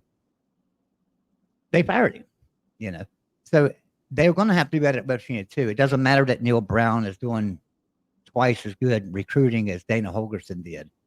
He can't coach them up, and they're not playing up to their potential. So maybe it's time for a coaching change. And I know I think that going to Oklahoma and losing by a touchdown or 10 points would have been a good look, but man, getting housed by 39 points is not. Yeah, it was not good. Right. And we had just come off of doing that same thing to Baylor. I'm not Baylor, BYU, right? We beat the crap out of BYU. And then we go and lay an egg at Oklahoma. Now, let's not take that out of context. Oklahoma had a lot to play for, right? Because they couldn't afford another loss in the Big 12, or they would have been out of the championship game. It was a night game in Norman. They wore their little special uniforms I don't think they've ever lost in, or even come close to losing in. They had everything going for them, and they knew they needed to win. West Virginia needed to win too, but they weren't as motivated as Oklahoma at all. You could see it in that game. We were not playing well. Even our center, Zach Frazier, who's, one of the best players, the best center in the country, without a doubt. In my opinion, and a lot of people's opinions, the best center in the country. He was getting pushed around in that game. If you watch that game, man, he was getting pushed around. Nobody on West Virginia's squad was ready to play that game. So anyway. All right, Joey. All right, man. Appreciate it, man. I appreciate you, Mark, and appreciate everybody. Y'all have a great night, and I will see you later, buddy. Thanks, Joey. Folks, we've got a Big 12 channel as well, and the link is in the description section of all the videos, along with the SEC channel. Need to get those up to 1,000, folks, so please help us there. Big 12 channel, you may actually enjoy them as well. We usually do about 3 to 4 or 5 videos on each channel per week with Big 12 coverage and, of course, the SEC. So check out those videos. Let's get through these calls. Let's go. We got DE on the line. DE, what's going on? Hey, Mark, how are you? I am doing just fine. Nice to talk to you again. Absolutely. How you doing? I'm doing okay, buddy. Hey, listen, going to have a little version of our 10-minute war. You'll probably gong me before then. But listen, I need you. I'm going to take off my Michigan bias. Okay. Right now. Is that possible? Okay. If you can take off your Ohio State bias, we can both try. We can both try. I have a, it's kind of like a security deal right here, just off camera, that I have to walk through that strips me of my Ohio State bias every time I do a show. So that's automatic every time. Well, what I wanted to do was have a real discussion about this. Okay. Yes. I listen, where there's smoke, there's fire. So there's obviously a lot of fire. And just to take it all the way back, if the NCAA wants to find something, they're going to find it. I mean, and whether it's the McDonald's bags at Tennessee or Deshaun Watson or whatever. Well, Harbaugh, he made a couple of political statements. Yes. That he should not have made. First of all, he talked about his pro-life position. Yes. There's no need for that even to be discussed. Did he bring that up though? He did. He brought it up in a press conference. Or was it brought up? Because and I'm just clarifying, I'm not saying that I know for sure, although I know exactly what you're talking about, but I don't remember whether he initiated it or it was brought up because he took part in some type of pro-life demonstration or something he was connected to. Then it was brought up to him. And Exactly. so then okay. Yeah, but he went right on record and you know, said his spot, said what he had to say, and whether he brought it up first, whatever. Sometimes you have to walk the line in life. You know, it just I feel like that did not benefit him to do that. Second of all, he made the real big mistake, and he brought up revenue sharing. And I got to tell you, ever since then, they are closing in on him. And you mark my words, if Harbaugh isn't gone, the punishments will be severe. If Harbaugh is gone, the punishment will be minor. Well, I have to say, Hey Mark, before you say that, let me throw this in, because this is just, you know, I've been following Michigan football since Woody went for 3. Okay. yep. And you know, since Woody went for 2 because he couldn't go for 3. Sure. But anyway, I don't think that the Michigan regents really wanted Harbaugh after he made those statements. And what happened is Ward Manuel just kind of stayed silent, stayed out of the middle. And this swelling up of support for Harbaugh came up all over Ann Arbor and all over the place. And it got momentum, Mark. And then Harbaugh goes on there and you know, does all his thing talking about chickens and all, you know, just that the crazy press conference that happened the other day. I feel like if the NCAA can get rid of Harbaugh, then the Michigan regents and yes, Santa Ono and all of them will follow suit. And then that'll be the end of Harbaugh in Ann Arbor, the end of political statements being made. And, you know, that's just one of my points. I'd like to get your read on that. Well, if you're going to hit me with the first topic, I'm going to go, you know, full throttle to the wall in support of Jim Harbaugh on that one. So, because I think there are some things that are so much more important than this, you know, throwing a cowhide around a football field and kicking it around, that there are some things that are so much more important than that, that it doesn't even come close. So I applauded him at the time. I will continue to applaud him there. And again, based on my recollection, he did not initiate that conversation. He was asked about it. So, yeah, I in no way. I just think that was phenomenal what he did there. I thought that was great. I was fully in support. Screw the NCAA. F them. You know, go to hell, NCAA. If they're going to go after him for that, screw you, NCAA. Yeah. Okay. So yeah, that's where I stand on that. So again, okay, we only get political on here when it's necessary or it's brought up, but I will certainly go to the hilt on that one. Yeah, I think he invited them into his area. And I'd like to ask you a question. I respect your knowledge. You know a great deal. Has there been any other coach anywhere come out publicly, the words out of their mouth, in favor of revenue sharing? Oh, revenue sharing. So let's move on to the next topic. Yeah. We'll forget revenue sharing. Okay. The next topic.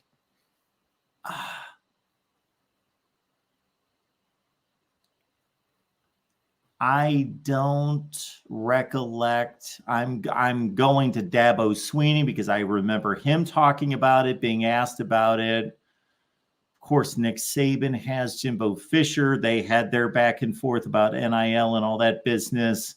Lane Kiffin is about the most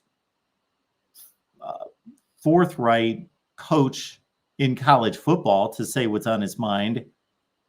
He's been pretty, I can't recollect anybody saying what Harbaugh said, but again, Lane Kiffin, I think he's been pretty upfront about players need to get paid. Yeah, others I might be wrong. Yeah, no, others have touched on it, and you were right about Dabo because he has as well. However, Harbaugh came right out and said it. And I got to tell you, Mark, and you know this, Michigan is an extremely liberal university. Sure. And I got to tell you, those things do not set well within the University of Michigan. Okay, I love they it. just don't. Well, you know what? Hey, you want to know what? You can say that if you're at Alabama. You could say that if you're at Ohio State. You can't say that at Michigan. Michigan, I don't know if you can say it at Ohio State. Well, maybe that's halfway between Bama and Michigan, huh? Yeah. But you get, I'm just saying, this is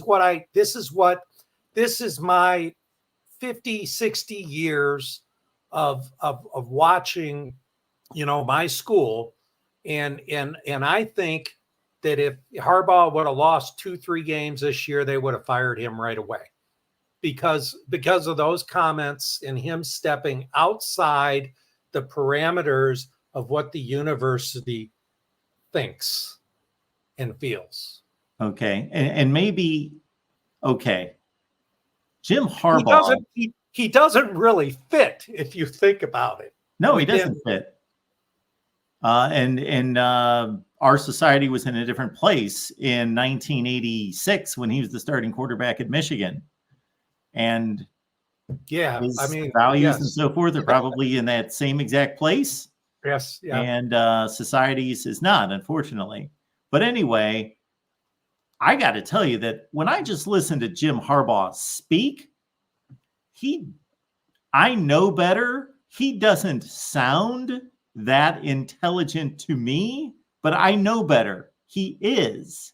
Some people are extremely intelligent. They're just not able to articulate it. And that's where I put him.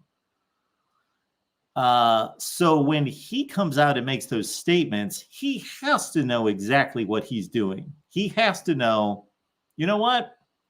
And I'm trying to think when that happened. Was that after the first Big Ten championship? Wasn't it? Wasn't it sometime after the first Big Ten championship in 21? No, he's prior to last season, correct? No, in the last 6 months, he's made comments about both of those topics in his press conferences. But the original one, has he talked about this multiple times? That I don't know. I only know the two that I've heard in the last 6 months on these two topics that I brought forward. So anyway, he's not a dumb guy, so he knows exactly what he's doing, and he knows that he may have to pay consequences for it. And you know what? Yeah. He can go to the NFL and make money too. So he's probably thinking, you know what? This is who I am, and I'm not going to in any way compromise my values. And I'm being asked this question. He didn't, again, at least on the first topic that you brought up, based on my recollection, he didn't bring it up. He just simply answered the question. Yeah, but he marched in a parade, Mark. Absolutely. Good for him. Yeah. You don't do that if you're... We've got a bunch of fools marching in parades all over the country every day. You don't do that if you're in Michigan, okay? You do that. You don't do it at Michigan. So he's getting away with it. Hey, regardless of how I personally feel, and I tend to lean in your direction, my friend.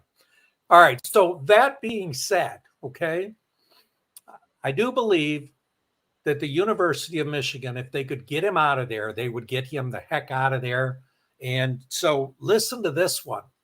And I told you I was going to take off my blinders for this call and be fair. Okay. Yeah.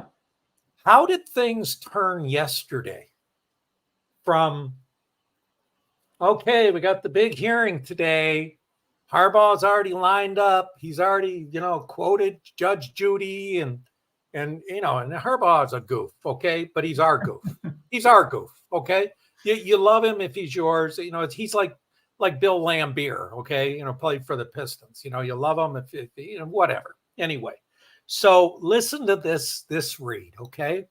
How did we get from all of that to today and what transpired today? Well, listen to this one, okay? Because your channel, what makes your channel great is that we speculate on this channel. And we talk about ideas, we talk about things, we talk about people, but there's a lot of speculation, and that's okay because a lot of in us, a reasonable way, hopefully. right? And I think so far that I have been reasonable. Yes. Absolutely, you have. I'm gonna drop another one, Mark. Listen to this one. Try this one on for size. What if Harbaugh and the University of Michigan heard the information from the attorneys? And man, this ain't even easy for me to say. I am a Michigan man through and through. What if his son is involved? Wouldn't that cause a man to turn to the side and say, that's it, no mas? You just showed a picture of your son. Good looking kid. Thank you. You'd take that hit for him. So something to speculate on. I don't know anything about it. I'm just saying something caused a drastic turn, and that name did come up with Partridge and Uncle T, which Uncle T, of course, is denying everything. But anyway, there's too much smoke. There's some kind of a fire. He invited the fire, in my opinion, based on what I shared with you. What if that's the case? What if the deal was, hey, listen, you back off, you serve this suspension, that's the end of it. We're not going to look into Jay, or something big happened, Mark, between yesterday, either Wednesday and Friday morning, or Wednesday and Thursday when that thing was canceled. Something big happened. And I don't believe it was just Chris Partridge, because no way would a guy standing up there back in, Tom Cruise and Judge Judy and talking all that stuff, no way would he come that full circle unless it was possibly something like I just speculated on. Now, will we ever know? I don't know if we'll ever know. But how much is the acceptance of the suspension coming from him versus how much is coming from Ward Manuel and or the administration? That I'm going to play this very straight, that I'm just going to take what we know happened today with the firing of Partridge and then relate it to this to say, okay, this becomes an even worse look for the football program that an actual coach on the field covered up evidence. And then you can make all the speculation path from there to defensive coordinator, other assistant coaches on the defense, that we better accept this suspension and hope that it gets no further than this. And this is going to be enough, because we look bad fighting now a suspension and defending our coach when now it's reached the coaching ranks of the staff. You make a good point. I mean, allegedly, Harbaugh loves his coaches. He's talked about 9 or 10 of them being head coach potential someday. And I have to believe that perhaps even that would be enough. But there was a report that came out that mentioned Jay with Partridge. So you won't have to dig far to find it. I can't tell you exactly where it was, but there was a report. And that's just, we'll have to see how all that plays out. But I still think to this day, whether he's 8-4 or 14-0 or 15-0, Jim Harbaugh does not fit the University of Michigan culturally. It's like trying to get a size 8 shoe on a size 10 foot. It does not fit. It's the OJ thing, right? Yes. So I knew that before this. You certainly more so than I knew that. But is there anything else that Jim Harbaugh has said or done outside of, and the NCAA portion of that being one of the two issues you just brought to the table, that is more of a, it's not a political issue. It's more of, you're writing, and promoting a cause that's flying in the face and pushing up against the establishment is what you're doing. The other is a societal, political, social issue that obviously doesn't go along with a liberal university, but I don't think Jim Harbaugh has done that with anything else. I don't know. Isn't that enough? I mean, we're talking about Michigan. We're talking about Michigan here. It ain't no different than Cal or Stanford, and he worked at Stanford. And the only reason he kept his job at Stanford is he kept his mouth shut. You keep your mouth shut at Michigan. That's the problem. And so whether he's got it from all sides. He's got the NCAA, he's got the Big Ten, he's got his own university. Okay? You're causing me to like this guy more and more by the minute. No, I don't want you to like him. I just asked for a second. We both take off our unbiased hats and look at it, fairly. And you can go to any of if you want to find something on somebody, you're going to find it. But when that person's ticking you off, or that person is rubbing the stone the wrong way, it's not that you have to be. He doesn't care. He doesn't care, and he says stuff, and if stuff was going on in his program, and it looks like it was, the longer he's there, the more heat he's going to get from one of those three sides. Big Ten backs off, fine. NCAA backs off, fine. His own university, they would rather have someone else. And I'm not talking about the fan base. I'm not talking about the alumni. Sure. I'm talking about the leadership, the regents, the board of regents. Somehow he's got Santa Ono out there, supporting him to some degree. But, if there's a landmine there, Mark, Jim Harbaugh is going to step on it. Well, Jim Harbaugh has a few things going for him today that he didn't have going for him at Stanford. If he's invested his money wisely, he doesn't have to work another day the rest of his life. And he also has a level of equity just as a coach, period, regardless of, he's much more prepared and more of a hot commodity to go to the next level than he was after just a couple successful years at Stanford, even though he did parlay that right into an NFL job. Well, he will go too.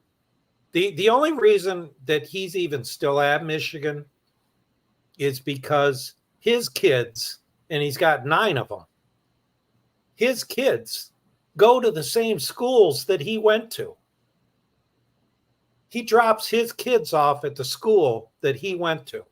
There are roots there for him in Ann Arbor. But his look at his relationship with Ward Manuel. I mean, it's not a good relationship. No. It never has been, because Ward knows how to, play the regents and play everybody and stay within the box that you're supposed to stay in at Michigan. That's the way that it is. That's just bottom line. Just you made a great analogy, man. 1986, it was different. You also could have a coach like Bo Schembechler or Woody Hayes in 1986. Yeah. That's not going to work at a place like Michigan. I mean, that's the way that it is. I mean, it's, in my opinion, unfortunate, but I almost, we'll see how this thing plays out. Doesn't look good right now, Wouldn't that be something if they go into Maryland tomorrow and get upset? Yeah, it would be something else. It wouldn't change anything in terms of the Big Ten championship. Ah, my good friend, you walked right into it. I want to ask you about that. Maryland's a pretty good football team. Michigan's got a lot of stuff going on the outside. Yeah, these two teams. I'm not predicting it. I'm doing just, hey, you're the voice of college football. All right. And I'm the speculation of college football. So let's say that was to happen. And Michigan plays Ohio State and they beat Ohio State, but there's still 4 undefeateds. Right? Sure. 4 other undefeateds outside the conference you're talking about. Well, Michigan would now have a loss to Yeah. Maryland, and Yeah. Ohio State would have a loss to Michigan. Sure. So just because they lose to Maryland doesn't guarantee anything. Well, it moves them on to a Big Ten championship game. Yeah, but does it get you in the CFP if there's already 4 undefeateds? But there can only possibly be 3 other undefeateds. How One is in that? the ACC, the SEC, and the Pac-12. Florida State, Yes. Washington, Yes. Georgia. Yes. That's it. Exactly. So it would be what about Texas? Well, the committee would then make a decision between Texas and Michigan. Yeah, come on. What? Between Texas and Michigan. I mean, with all the scandals going on around Michigan right now. I understand that, but the committee cannot justify that selection of Texas. I heard Ward Manuel pulled himself off the committee. Is he still off? Or Yeah, that's a good question. bunch of people are saying he should be off. So I don't really care. Give me your hits. I'm taking them. I took them for the Fab Five too, Mark. All right, DE, we better move it on here. All right, man. Appreciate It's you being good here. talking to you, Mark. Keep it Absolutely. up. All right, buddy. All right, let's run down the line here. We got a lot of calls here coming in now. Michael's here. Michael, what's going on tonight? Hey, Mark, this is better than my stupid cell phone. I'm on my laptop. Nice. Get that laptop revved up. Anyway, I got a question. I know they do show causes for head coaches and stuff like that, but if it's proven that Jay Harbaugh and what's the linebacker, Chris, whatever his name is, Partridge. Yep. Partridge. Oh, Partridge in a pear tree, by the way. And happy birthday to your son. Oh, thank you. Can assistant coaches also get show cause? Or do you just head coaches usually? It's a good question. I would think that that's written in the contract of everyone who's on the coaching staff because they're public figures. They can cause embarrassment to the university. Sure. Mm-hmm.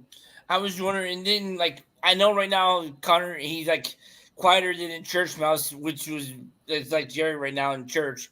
But I digress. What happens if it's proven or not proven, but when he's eventually grilled by the NCAA in a dark room with just a light shining over his head, he says, "Oh, Jim didn't have nothing to do with this, but the administration did. How would that happen? I don't know. I mean, like, take the Fab Five, for example, and stuff like that. Or even like with the Alabama and them, like that. If I'm not mistaken, didn't the administration have stuff to do with that back then too? Wouldn't that be under their jurisdiction? You kind of lost me there. Had jurisdiction on what? Where? Did you say Alabama? Like when Alabama and then was under probation back when he was covering and stuff like that. Yep. Didn't the administration kind of like know about it, but they kept it hush hush, and they just went after the coaching staff, and the administration got off scot-free pretty much? Boy, I don't remember what the administration knew. There were 2 different scandals at Alabama in the 90s.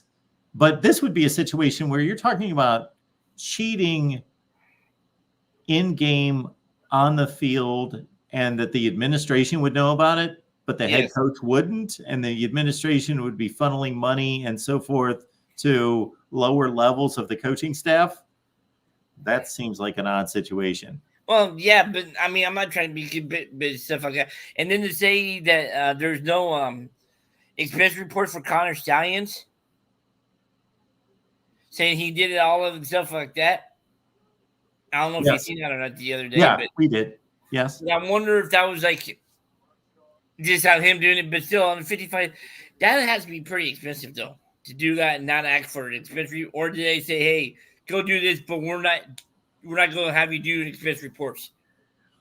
We had a conversation with a number of people when this came out a few weeks ago at some point about the level of money we're talking about. And it wasn't that exorbitant. It was someone with, I'm not saying that whatever he's making, $55,000 a year, somebody would be usually willing to take that on, but people have money through different means.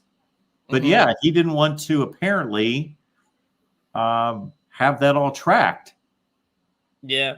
Another thing I'm trying to figure out, I think you got a gazillion callers, plus I'm sure you want to watch the Colorado game coming up here in a few minutes and stuff. And one thing I'm trying to figure out, and I'm trying to figure out how to phrase this before so I don't get killed. Yeah, I know they dismissed the hearing for today and stuff like that yesterday. But do we really know if they did that on their own, or did they say, hey, or if Jim Harbaugh really wanted to have the hearing and they just told him, we're not going to go with it?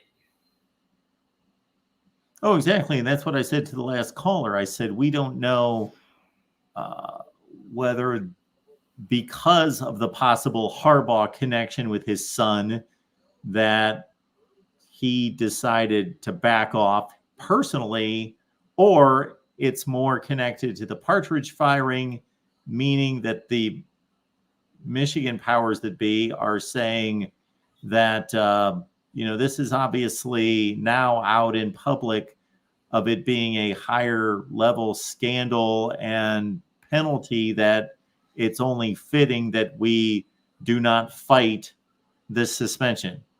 I tend to believe that that's coming from the university making that decision. Okay. If I was Harbaugh, I'm saying, hell no, I'm fighting the suspension. But it is what it is. Last thing before I let you go, they win tomorrow, which they shouldn't have any issue doing it, but you never know. And then they do the same thing they did the last 2 years without Harbaugh and stuff like that. What's to say and stuff like that. But no, what's his name? Sharon, is he coaching the team for the last 2 games of the season also? I would believe so, unless they don't want him spouting off at the end of the game to some kind of sideline reporter on national TV. Oh, okay. I'm just kidding. But yeah, he would be coaching. Yes. All right. Speaking of sideline reporters, what about Dr. Jerry Punch, Holly Rowe, and stuff like that, and Jenny Taft? Do you think they're not as good as who you said earlier? No, they're not as good. What they're makes you think close? That doesn't mean they're not good at what they do. No, they're nowhere close. Like if you watch it, first of all, I mentioned Tom Luganville and just put him in a completely different category because he's a recruiting analyst. He played college football. Mm-hmm. he's a But what zillion makes times you better than all those people. what But makes then you put like a Quinn Kesnick, yeah. he's phenomenal. Just Mhm. his reporting ability, his knowledge of not just the game but the inner workings of the game and all that. It's the rest of them. Hey, sometimes I run across like an ESPNU game and some of these other games, and it just drops to just unbelievably bad levels. So as long as the person is able to speak clearly and ask reasonable questions, that's all I ask at this point. Yeah, because I know Jack Root, he's also selling Oh, reporter. Jackaroot. He was a good one. Yeah, Yes. I know, because I was saying, like with Dr. Jerry Punch, he did Dr. did Jerry football. Punch. Good call. Yes. And I also said Holly That's Rowe too, but you don't think she's a good? Who? She's not up there. Who? Holly Rowe or Aaron Andrews? Oh, I think she's really good. I think Holly Rowe is, we're talking, when you bring up names like Holly Rowe, we're talking about somebody who, in addition to sideline reporting, has shown that she is a legitimate journalist and reporter by, writing pieces of work, investigative reports, columns, those sorts of things. Yeah, and like with Dr. Jerry Punch, which I'm sure you worked with when he was at ESPN. Yeah, he's decent in college football and stuff like that. But when his cup of tea was like racing and stuff like that too. Yes. So, and like with Quint, I didn't know, but when I worked with him a few years ago, never played football. He actually played lacrosse. Yeah, I see that in the chat. Yeah. I didn't know what his background was. I'm not. Yeah, my judgment on these people is not what sport they played. I'm just taking in their work, and I've been doing it for 40 some years, and I'm just making an evaluation of what they bring to the table. And I think the great majority of sideline reporters do their job, but it adds almost nothing to the broadcast, in my estimation. And they just simply do their job. They don't do it exceptionally well, but they do it fine, capably. They basically stick a mic in front of the coach's face and say, "Coach, what do you need to do in the second half?" I could sit here and I could write out the bucket of 7 questions that they choose from, and that's all they do. Yeah. Now, Quinn Kesnick, that guy's he's doing so much beyond that. Mm-hmm. They bring him into the actual broadcast to talk about various things and various storylines. Yeah. So what would you take about Adria Kramer and Michelle Tafoya? Like how good they were? Yeah. They're a higher selection of the people that just do their job. They're good. They're, again, I think the position is just overrated, not necessary, brings very little, if anything, to the broadcast. Yeah, I've always thought that, unless the person is a Quinn Kesnick type, then that's a whole different deal. Yeah, not bad. All right, so what's on your menu for the games tomorrow? Well, I'm going to watch. I'd have to look at the schedule here. I've got it right in front of me. We've got. So I try to watch at least 2 games at the same time. So at noon, I'm watching Louisville, Miami, and Michigan, Maryland. Mm-hmm. So it's usually a tough call because there's usually about 5 or 6 games I want to see at noon, but slim pickings at noon. I see your Boilers are playing Northwestern on BTN at noon. Yeah. But I'm going to stick with those 2 games, and then I'll probably have Penn State and Rutgers as a third game. Then at 3:30, I would say, I think this is a tough call, actually, because, of course, I want to keep my eye on my Buckeyes. They kick off at 4 on BTN against Minnesota. But my number one choice is USC and UCLA at 3:30. Even though the game doesn't mean anything in terms of the Pac-12. Iowa, Illinois, I want to see that game. I want to see Tennessee, Georgia. I'm going to have a tough time at 3:30. Clemson, North Carolina, I think is going to be a heck of a game. So there's about, 5 games there that I'd like to see at 3:30. So that's going to be difficult for me to figure that out. Prime time, Under the radar, not a lot of people talking about Kansas State, but that could be an excellent game. What about Utah, Arizona? But the best game in primetime is Oregon State and Washington. Utah and Arizona, when are they playing? I think it's tomorrow afternoon. Oh, okay. So did I miss that one? Utah, Arizona. That's a heck of a game, too. I like that matchup. That's going to be a fun one. But tomorrow night, Oregon State and Washington that's my priority game. And Texas, Iowa State's an extremely important game in the Big 12. Is that game in Austin or is it up in That's in Ames, Iowa. Oh, there's Iowa to close the late Jeff Webster. Yes, that's right. Rest his soul. Yeah, but no, I was just wondering stuff like that. Now, I'm going to ask you two games. How much of a chance do you give Arizona beating Utah and also with Louisville and Miami tomorrow? Arizona's playing at home, correct? Are they? Well, yeah, that's right. It's their senior day tomorrow. Yeah, it's their senior day tomorrow. I give them a high chance of winning. I'm not going to make picks here because I make them elsewhere. But what's the other game? Louisville, Miami. Coin flip game. I like Louisville. I know that Miami's getting a lot of love from Vegas. They're like a 1-point favorite. Excuse me. Oh, with Scheme Rising, is he eligible to come back next year since he did play this year? He should be. He may have to go through a medical red shirt situation. Because I thought this was his last season. That's why I was asking. I wasn't sure. Yeah, he will have to file for a medical red shirt, I would think. Okay. What was it, a knee injury or something? Or? Yes, knee. That turned out to be much more complicated than they first thought. Or first reported to us and let on, because he was supposed to be back arguably for the first game of the season. Yep. All right. I'm going to let you run through the colors and stuff like that. Enjoy the rest of your Saturday. Thank you, Michael. Your son's birthday cake this weekend. Appreciate that. Have a good one. Have a good one. See you tomorrow. All right. Let's keep it moving here. We've got our Michigan Spies here. What's up, Mark? Can you hear me? What's going on? Oh man, not too much. Ohio State, they had an outdoor practice. I got some pretty good film on that. Nice. No, I'm just playing. I just wanted to. I'm not going to stay on here too long, but I wanted to talk about Jim for just a minute and kind of give my perspective on it. I wanted to speak about Paul Feinbaum real quick because I'm going to tell you what, Mark, that guy really and I know, obviously I'm a Michigan fan, and he said some really nasty things about Michigan and the fan base. So I'm going to be a little bit biased and gilded because of that. But and I know there's people that watch him, but I think he just represents what's wrong with media, like sports media, like the big players like ESPN, Fox, and I know, because he's an SEC homer. He's a self-admitted SEC homer, and there's nothing wrong with that. But, and people are going to say, well, Desmond Howard's a Michigan homer, and that's true.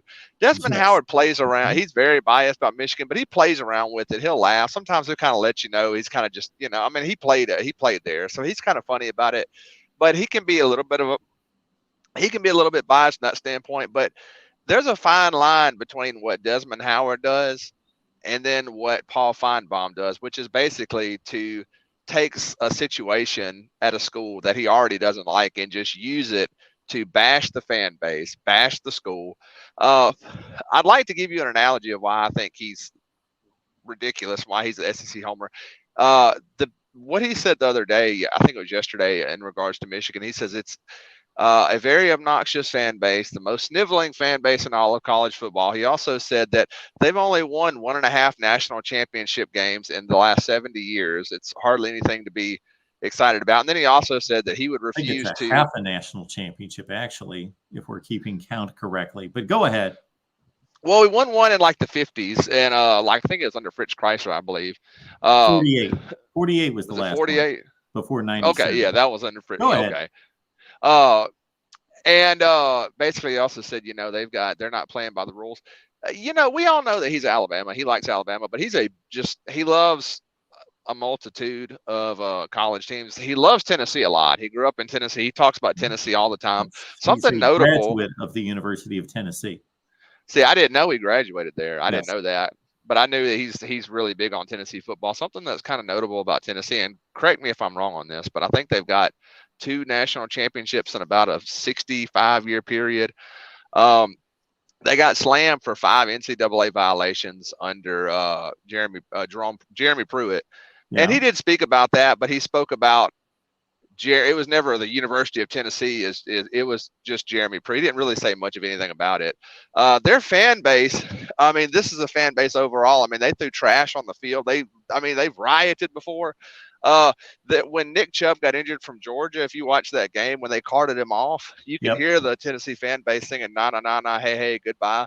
Overall, a really nasty fan base. Now there's some really good Tennessee Volunteer fans, but if we're just compartmentalizing it, that's a very nasty.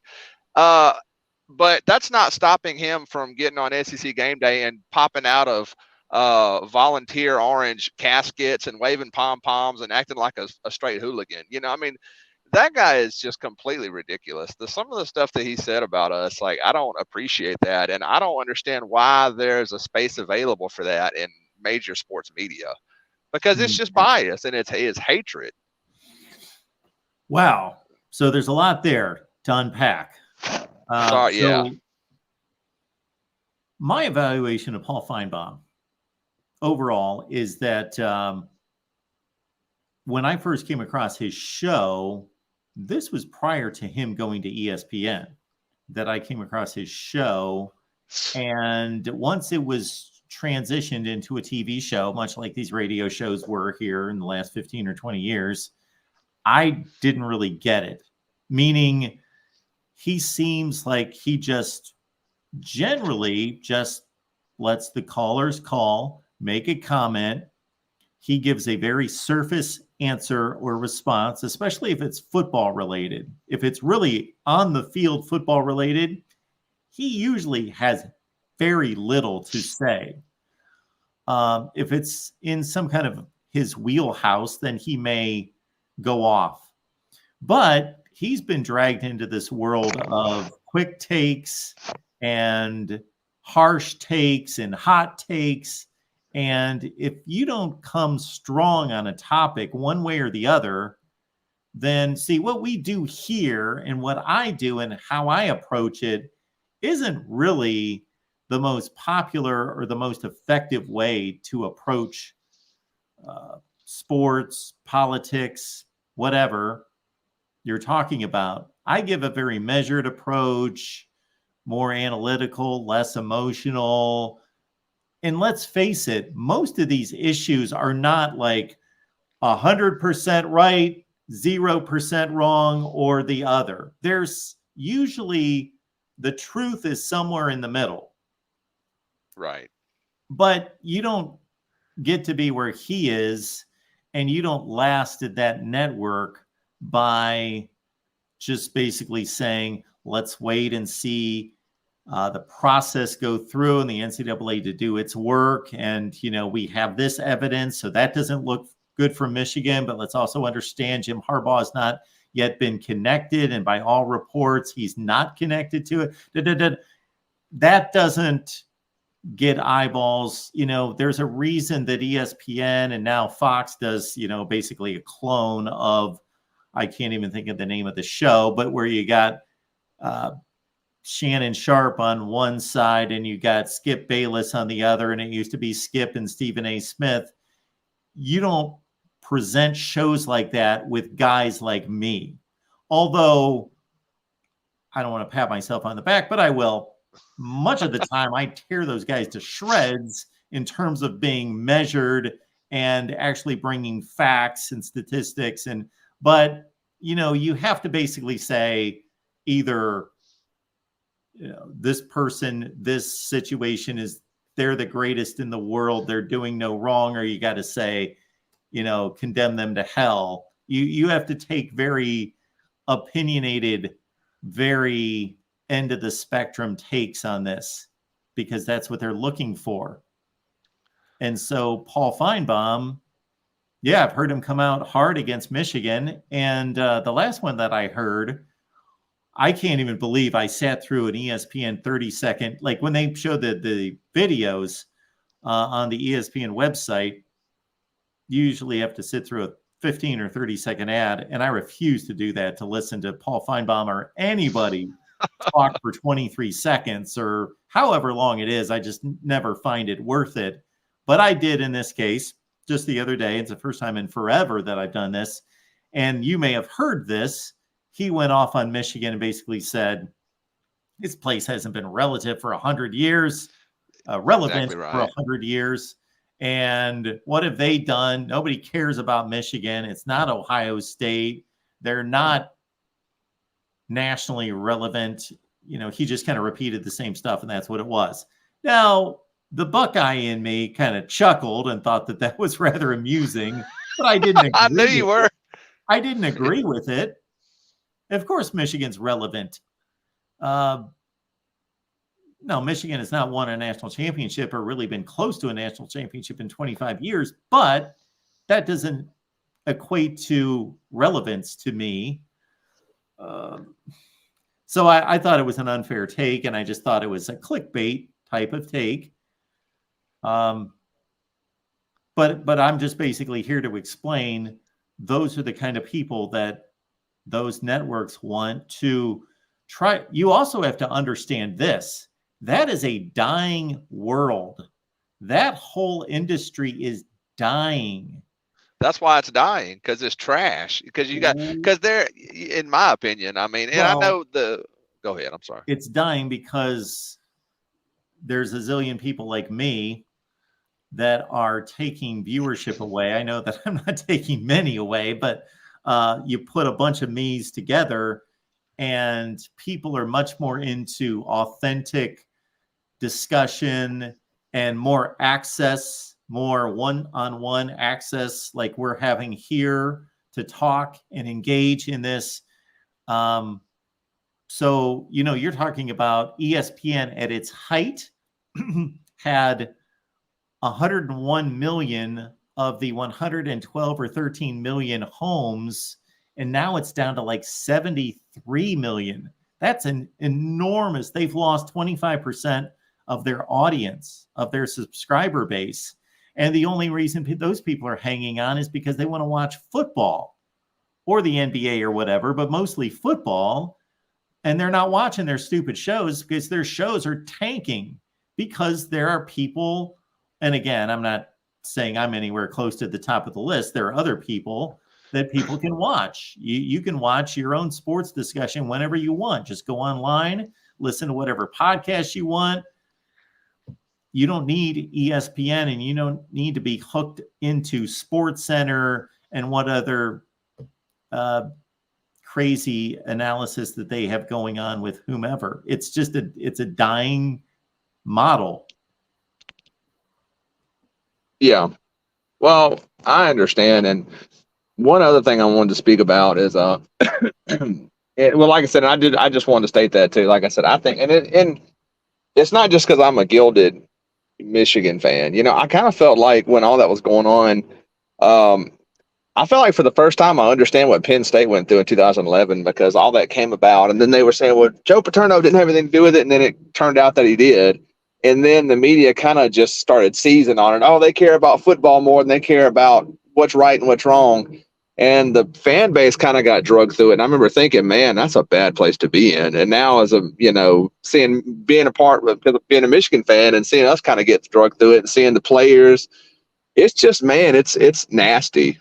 But I did want to say too, with Jim Harbaugh, I just wanted to give a quick take on it. I know one of your callers was talking about, he thinks that Jim Harbaugh may have made a mistake with his pro-life stance. And I'm not trying to get political, but I don't think that's the case at all. I lived 45 minutes from Ann Arbor for years. I live back down south now, but I lived up there. There's more conservatives than people think. They're just not going to really talk about it. You know, Michigan kind of tends to lean more Democratic, but I mean, they voted for Trump in 2016. It kind of can go either or. Now, obviously, a college campus is going to be more liberal, but you know, Jim Harbaugh is a Christian man, just like I am, and you know, he spoke his mind. I mean, that's what he believes in. He believes that God is the author of life, just like I do. And he should be allowed to do that. Every coach has a stance one way or another. Ask PJ Fleck what he thinks. He's going to tell you he's probably going to be pro-life too. I mean, whether they speak about it or not, every coach has got a stance. If Ed Ogeron, when he was at LSU, came out and said, "I'm very pro-abortion," I wouldn't like it, but I mean, that's just what his deal is. But as far as everything going on right now with but the other one's going to talk about it, correct?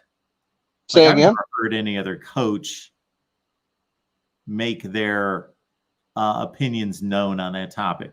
I might be wrong. Yeah, I mean, he does. And I'm going to tell you what, honestly, the last couple of interviews he's done, I know, now don't get me wrong, like I know that he's kind of flighty in general and he kind of tends to ramble, but I think he's already got an exit strategy. I really do. The way he's kind of smirking and kind of laughing about, I mean, this is a serious situation. He's not going to be coaching against Ohio State. Like, he ought to be devastated by that. He just seems like he's already got a way out. And I'm going to go as far to say that I believe there could be a chance that all this going on right now could be why he's been trying to leave the past 2 years. Because there's Michigan fans that keep saying, you know, this is not a big deal. I know you've had a couple of callers that were Michigan fans that were kind of like, you know, this is just nothing. This is just a lot of nothing. This is the fifth staffer that's been fired just this year, and it's all been off the field stuff. That's a problem. I don't care how you slice it and dice it. That doesn't look good. It's a problem. Apparently he was the guy, the linebackers coach at Partridge. Apparently he did get fired because he knew something about this and was trying to cover it up, from what I've been told by my people. You know, it's a problem. And Jim Harbaugh, I really think that's why he's tried to leave prior. Just like Pete Carroll, I think he knew that eventually it was, you know, something was going to happen and he was trying to get out of it. He created a monster. I don't know if he just knew anything and everything as far as the Connor Stallions, but what I'm saying is I think the program that he's built right now is gotten to the point it's a little bit toxic. When you've got 5 people that have been fired in just one season, all for just different off the field stuff, that's toxic at that point.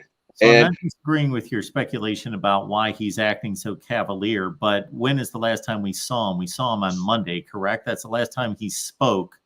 And at that point, his university was fighting for him. And so he might have been more feeling confident about where they stood and the position he had, and that's what they were going to do. You know what I mean? Maybe things have changed in the last few days.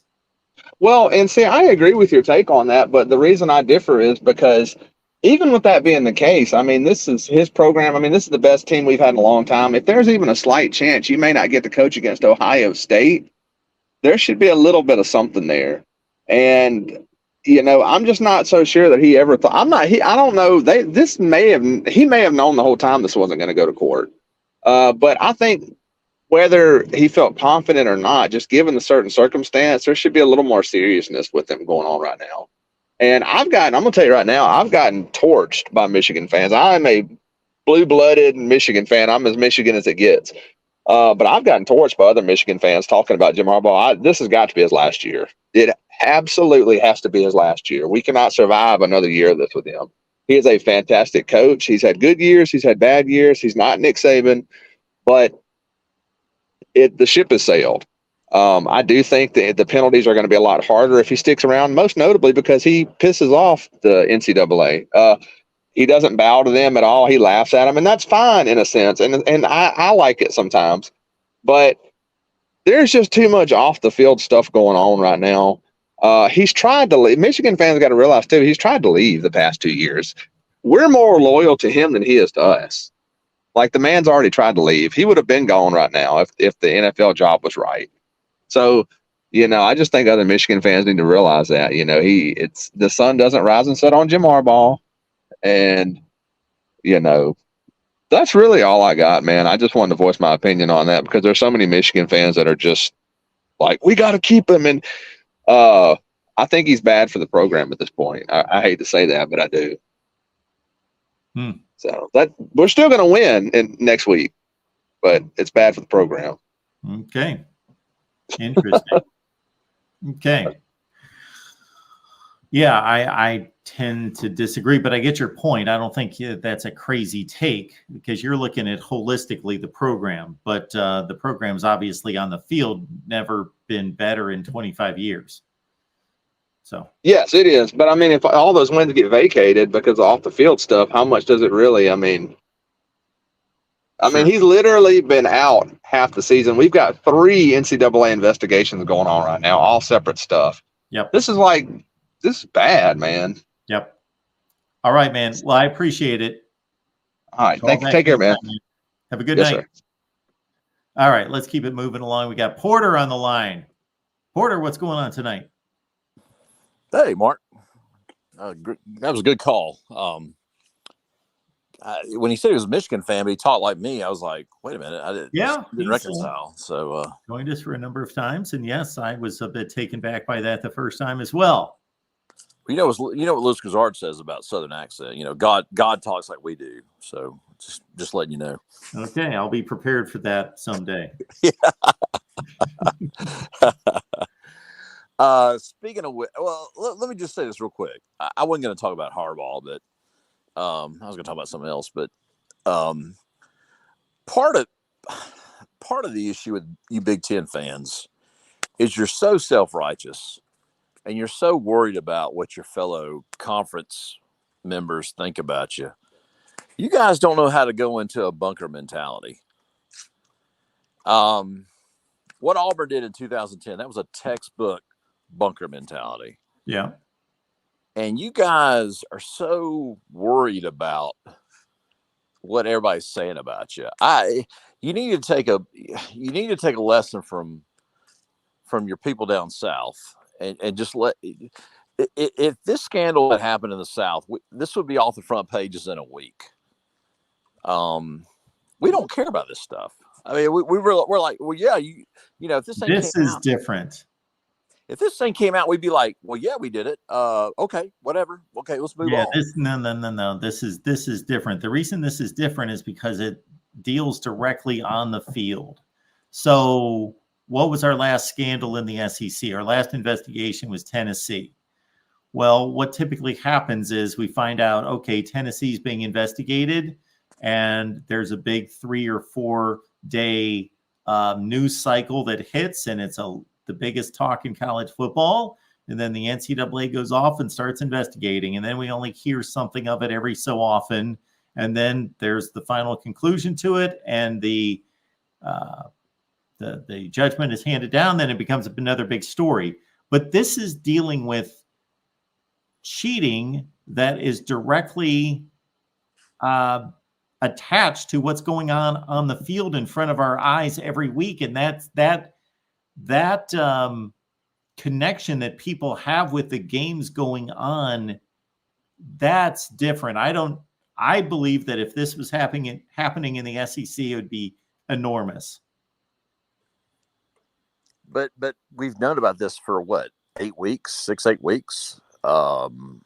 They're still steamrolling teams. To me, I'm not a Michigan fan, but I admire the team that they put together, and they went up to Beaver Stadium and put a whooping on them. So and Penn State knew what was going to happen. I mean, Penn State knew that they had this supposed advantage, and they couldn't stop them.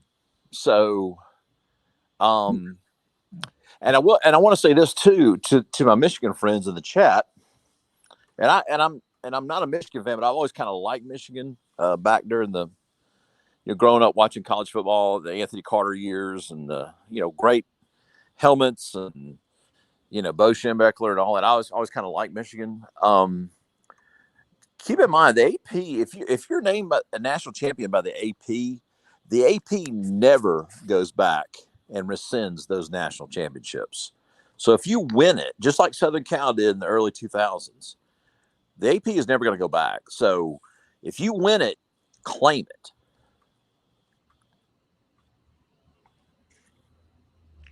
Are you aware of that?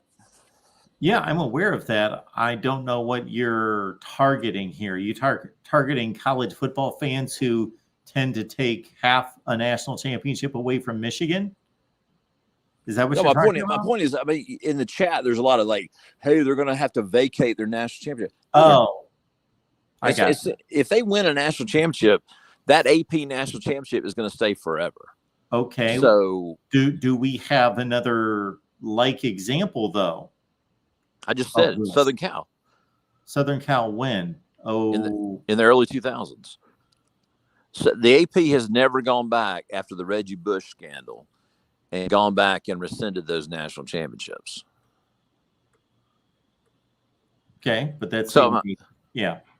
So that's my point. I mean, and I did a little research, and the AP never goes back and does that. So my point is, if you win it, claim it, and don't be worried about what's going to happen. Now, I will say this though, as much as I'm trying to embolden my Michigan fans in the chat, and I like Michigan, I still think that the Ohio State game is going to be a war. And so, especially with everything that's going on off the field. So I guess I'm one of the weird guys in your family of callers. The people that I like both teams. I like Ohio State. I like Michigan. I know that's weird. It's kind of like a NASCAR fan liking Ford and Chevy. But I'm just that way. I think they're both class programs and they're both good for college football. So I have no rooting interest in a couple weeks next week, but I will say this: I'm so glad my dogs aren't kicking off till 7 p.m. that night, so I can sit and actually watch the Michigan Ohio State game for the first time. And I can't tell you the last time I watched the game because Georgia Tech was always playing Georgia at noon, so I never really watched that game. So I'm so looking forward to watching that game. Yep, and I gotta commend your commitment and your loyalty to your dogs. But sitting through 48-14 is more alluring than watching two quality teams play. Well, I mean, you've been like straight away from that game in the third quarter. Well, I mean, that's where I went to school. I mean, I'm not gonna. Yeah. I like to see what the new recruits are doing. And back to your previous point, Porter, about the AP, and not specific to the AP, but let me paint a narrative for you, and you tell me which you would rather have. Would you rather have the team that wins the championship and has it technically stripped away, but the overwhelming sentiment across the nation, among college football nation, is that was the best team, they're truly the champion, and that is the overwhelming thought of the culmination of that season? Or would you rather have a situation where you technically keep that championship, nobody does anything about it technically, but the overwhelming sentiment across college football nation is that's tainted, they cheated, every time it's brought up, that didn't count, you cheated? Which would you rather have? Well, let me ask you this: what do you mean stripped away by who? Because the NCAA does not get involved in football national championships. So what are you talking about? Stripped away by who? Regardless of what I'm talking about, we can apply this to other sports situations where I would rather have the respect of people than have my accomplishments legitimately called into question. Yeah, I mean, I guess a great example is probably BYU in 1984. Are you saying that? Would you rather be a BYU fan in 1984 than say like a Florida fan in 84? Because he didn't do anything wrong. Well, I mean, I don't worry about sentiment per se, but I would rather, to me, I'd rather be the official AP or the official college football playoff national champion than I would, let's just say, like my dogs. And by the way, great discussion briefly about 2007. I mean, I think you are my dog's the best team in deteriorating by 2007. the second. We're going to have to let you go, Porter, unfortunately, because it's just too difficult to hear you. But call back at some point whenever this weekend. Thanks, Porter. Yes, it's gone. Some people have accused me of being too patient. I guess I am sometimes. All right. Anyway, we got Jackson on the line. Jackson, what's going on? Oh, it's going pretty good, March. Just getting ready for another week of college football. How's it going with you, man? I'm doing well. Well, I'm going to give you a break from all this Michigan this, Michigan that, Hallelujah. Michigan that for a few minutes. Because I was like, I was going to talk to you about that one thing I heard Bill Burr say, but I'm like, let's wait another day on that. But anywho, Up to you. anyhow, I was thinking about tomorrow night's game between Washington and Oregon State. Yeah. What do you think about that? Well, I think it's a heck of a ball game. It's man. one of the games I certainly want to see. I want to see Oregon State's ground attack against the Washington defense that is going to have to show that it's playoff worthy in caliber, and difficult game on the road for the Huskies. Yeah, it's going to be a big one. I'm excited about flipping between that game and Texas, Iowa State, and Kansas State. Yep. I hope Kansas can end the losing streak against Kansas State, but I'm not sure because of their quarterback issues. Yeah. Yeah, I was so sad when I saw Bean getting hurt last Saturday. I'm like, I want to see Kansas get a 10-win season badly. But yeah, well, for me, I'm actually rooting for Kansas State. Not that I've got anything against Kansas, nor am I rooting for Kansas State because I like them better. It's just more about wanting to see more teams in the running on the final weekend. Oh, there we go. Yeah, it's going to be a big one. I mean, that second place tie, it's really tight. I mean, Oklahoma State, I mean, they got that little head-to-head over Oklahoma and Kansas State, but they don't quite have that head-to-head over Iowa State.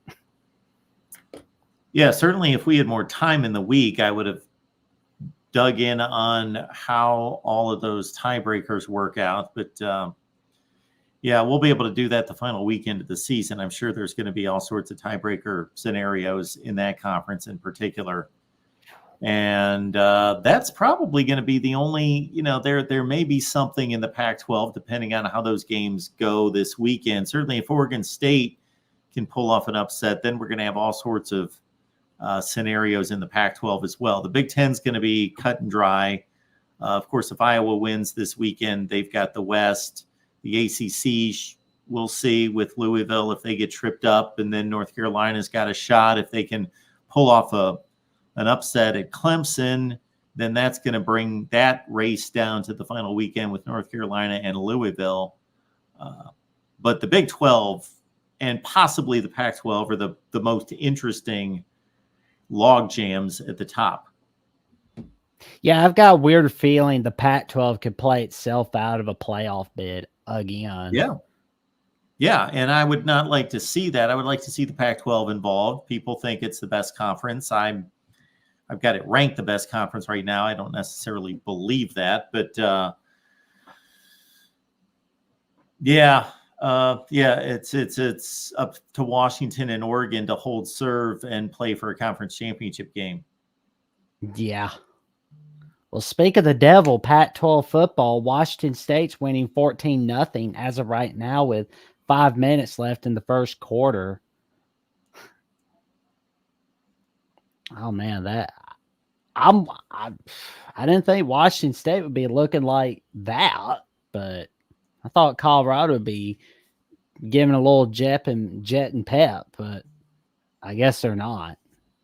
Well, you got a new member, Sonny Verna from Illini Cast. Those games tend to, you can't count those out that quickly.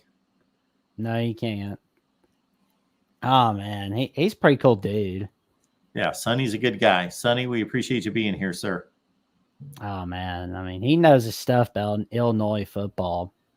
Well, another thing I'm keeping an eye on are the number of bowl eligible teams, because I know the ruling that James Madison and Jacksonville State are not, the rules still stands. Yep. They can't go to a bowl game because of that FBS to FCS transition rule. But if there's not enough bowl eligible teams, then they can go to a bowl game. But unfortunately, James Madison can't go to a New Year's Six. Shame. Is that what they ruled with that? Was that the ruling that they came down with? Yeah, I found it from Pete Thamel Tuesday. Well, that's a stupid ruling, but yeah, you either have a rule or you don't have a. Oh man! So you're not allowed to go to a bowl game unless we don't have enough teams to put in bowl games. Then we'll put you in a bowl game. Yep, I'm afraid that's the ruling. Unfortunately, I mean, the Attorney General of Virginia was pretty mad about it. He was not happy about James Madison getting screwed over. I don't know if they're getting screwed over. How are they getting screwed over? That rule, but oh well. They knew the rule when they signed up. That's true. That's their fault. Like I don't know what to tell them. Like I don't agree with the rule. I don't understand why. I read something once of why the rule's in place. I can't really recite that, but like I don't necessarily agree with the rule, but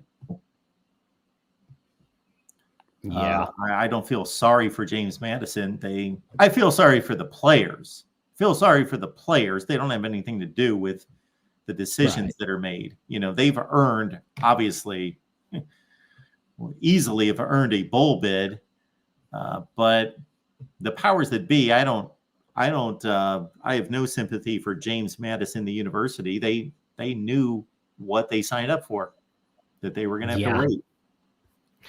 Well, as of right now, there's 58 teams, but there's technically going to be 63 teams because, I mean, there's the winner, Syracuse, Georgia Tech.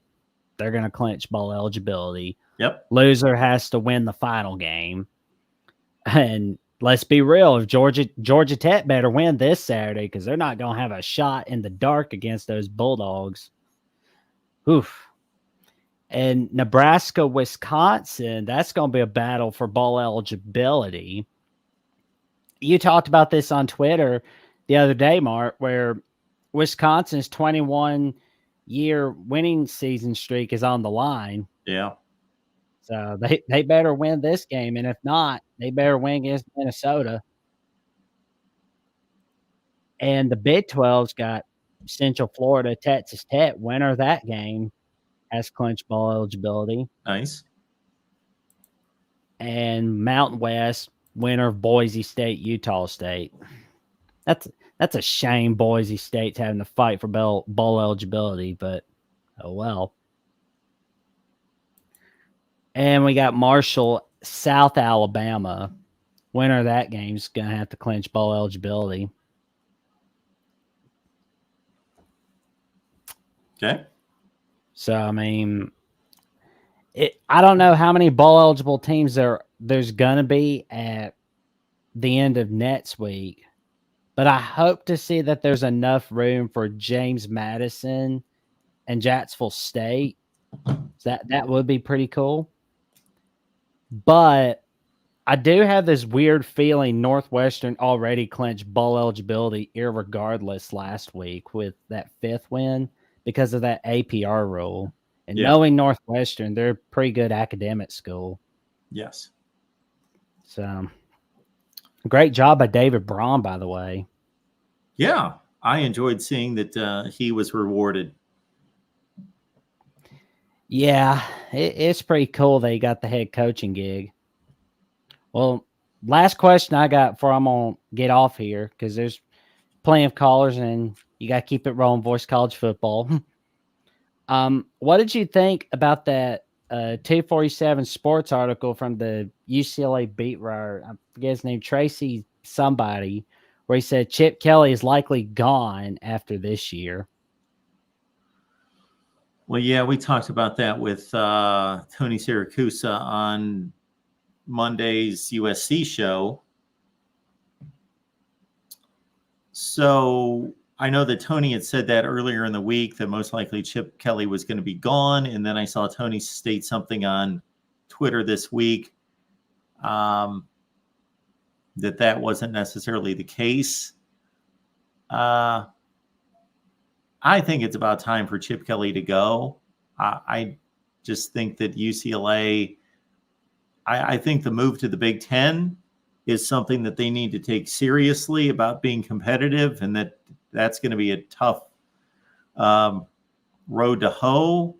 And Chip Kelly, just for as great as he is in certain respects as a college football coach, just doesn't put the recruiting effort together to compete.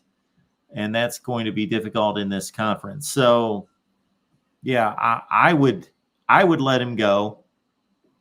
And I thought he had his best season by far last year, even though that was the same regular season record as the year before. I thought they were so much better and could have played in the Pac-12 championship game. But he wasn't able to build off that season. And of course, their defense is really good. The offense is not. And yeah, I would, if I were Chip Kelly's boss, he would be gone. Yeah, I mean, I talked with Rick on Instagram a little while ago, and we talked about like coaching candidates for UCLA, and we both thought about Jed Fish. Well, he brought up to me Jed Fish would be a pretty good coaching candidate. I thought about Jonathan Smith, and I'm guessing the reason why Jed Fish would be a coaching candidate for UCLA is because of his past history with UCLA when he was coaching under Jim Mora Jr. What do you think, Mark? Who do you think should be the next head coach for UCLA? Well, like you, he was the first coach that came to mind was Jed Fish.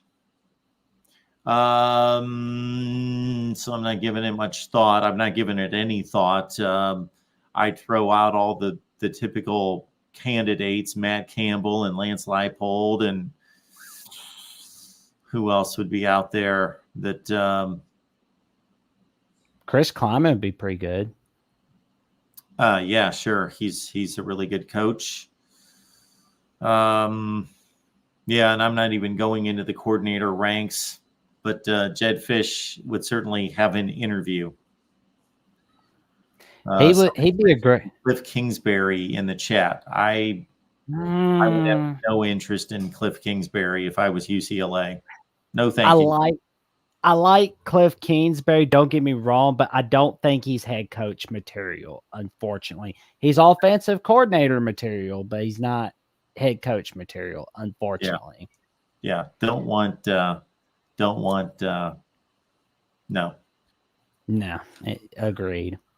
Well, Mark, thank you for having me on, and you have a good night. Sleep well, stay safe, and stay warm. It's cold out, but I got a feeling where you're at, it's colder where you're at than it is here down in Bama. And happy birthday to your son, man. Thank you, Jackson. I appreciate it. Have a good night. All right. Tim is mentioning in the chat. Yeah, we talked about Jonathan Smith, who has ties to Southern California. That's where he's from. Of course, he loves working at Oregon State, loves the area. He's got his family there, star quarterback, alma mater, the whole deal. But if they're not going to be a major player going forward, then he may look out for his career, because Jonathan Smith can pretty much go wherever he wants. So, yeah, absolutely. I would have to. So sitting here, we tend to make lists and say he's number 1, he's 2, he's 3, he's 4. I cannot separate Jed Fish and Jonathan Smith. I would have to interview them to know. I would have to hear their vision for the program to be able to distinguish between Fish and Smith for UCLA. All right, let's get through these calls. We got JR on the line. JR, what's going on? We've been doing this for 3 hours? My goodness. I've been waiting here an hour and a half for you. Good Lord. Yes. So, hey, appreciate you waiting. I'm going to liven this up and make this a little spicy, because I see all your Michigan. Spicy and quick. Yeah, spicy and quick. Let's make it happen. I see all your Michigan fans in the comment section, and I just got to tell you, they're in for a rude awakening next week. They don't have their coach. They can't run the ball 50 times on Ohio State. They can't use 7 or 8 offensive linemen and just think they can push everybody around. It's not going to happen. Their program is being destroyed currently as we speak, losing coaches, 5 coaches this year.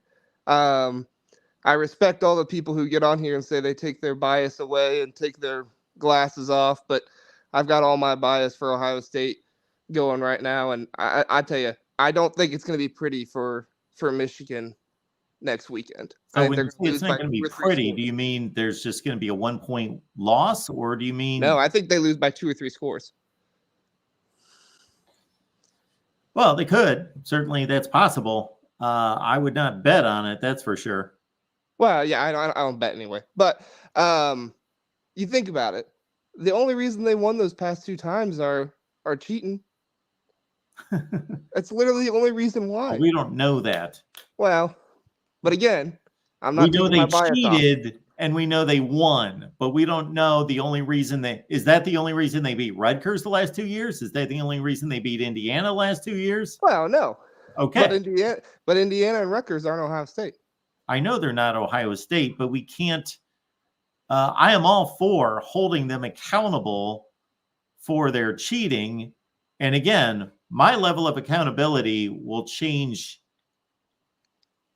exceedingly if Harbaugh is connected and this is a systemic issue versus just what it is now. So I think that's a completely different deal. But yeah, I don't. I'm not going to be the Ohio State fan that's going to say that they won those games because of cheating. But at the same time, I'm not going to say that they didn't. That's okay. I'll say I'm going to say that we will never know how games would have been played. But I'm going to say that if you cheat, you should be held accountable. Therefore, if this gets up to the Harbaugh level ranks of his knowledge, him initiating this, his involvement, then you vacate those wins because they cheated. I don't really care about the vacating anymore. It doesn't matter to me. I think you said it before. You have the experience. You saw the score happen. What does vacating really take away? Nothing. You still have the highlights. You still have the scores, all those things. It really doesn't do anything. The thing that could actually do something is Ryan Day goes into Ann Arbor and wins this game 45-14, because then that would, send a message saying, look, the only reason you won was because you cheated. You knew our plays. You figured it out. JJ was able to throw quick out routes because he knew when the blitz was coming. I mean, let's be honest. That's the only reason that JJ was able to throw that pass last year. That was the really quick out. I mean, you watch that play. The receiver, the ball was thrown far before the receiver made that break. And so JJ knew the blitz was coming. And so he just threw it and got it out of there as quick as he could. Now, it is on Ohio State too, because they can learn the blitz was coming because there were like 9 guys around the line of scrimmage. Well, that too helps, but also being able to say, "Oh, they just took the signs." Being able to say they just took the signs. And good quarterbacks do throw the ball before receivers make their break. Well, I think that's the difference. I don't think JJ is a good quarterback. No disrespect to him. You don't think he's a good quarterback? Okay, he's a good quarterback. I don't think he's a great quarterback. I don't think he's the Heisman quarterback that people say he is. I don't think you can be one of the best quarterbacks in the nation and only throw the ball 8 times in the second half in one of your biggest games of the year, or 8 times in a game. Do what? What's that have to do with him being a good or great quarterback? How many times he threw the ball last week? Well, how can you say you're a great quarterback if your coaching staff doesn't trust you? Okay, well, I can go through all sorts of examples of quarterbacks not throwing the ball much and being great quarterbacks, especially when they have other examples. Yeah, I'm not going to stand here and say that J.J. McCarthy's some great legendary quarterback, but he's a really good one. He's one of the 5 best in the country. That's a stretch. Stretch to me. And again, like I said, I have my bias glasses on, so I'm going to be better. I would take Jackson Dart. I would take Jaden Daniels. I would take Michael Penix, Bo Nix, Caleb Williams, Kyle McCord. You think Kyle McCord's a better quarterback than J.J. McCarthy? Do I? Yes, I think he's a better quarterback. I don't think he's as good of a runner, so I do think that impacts things a little bit. But overall, I would rather have Kyle McCord. Yeah. Well, like you said when you first got on here, your Ohio State bias would be showing. Hey, at least I admit it. Yes, absolutely. At least you admit it. So I made the mistake of asking you who was better than J.J. McCarthy. But to date, J.J. McCarthy is better than Kyle McCord. Now, what they're going to show us next week, and I certainly predicted Ohio State to win a national championship this season. I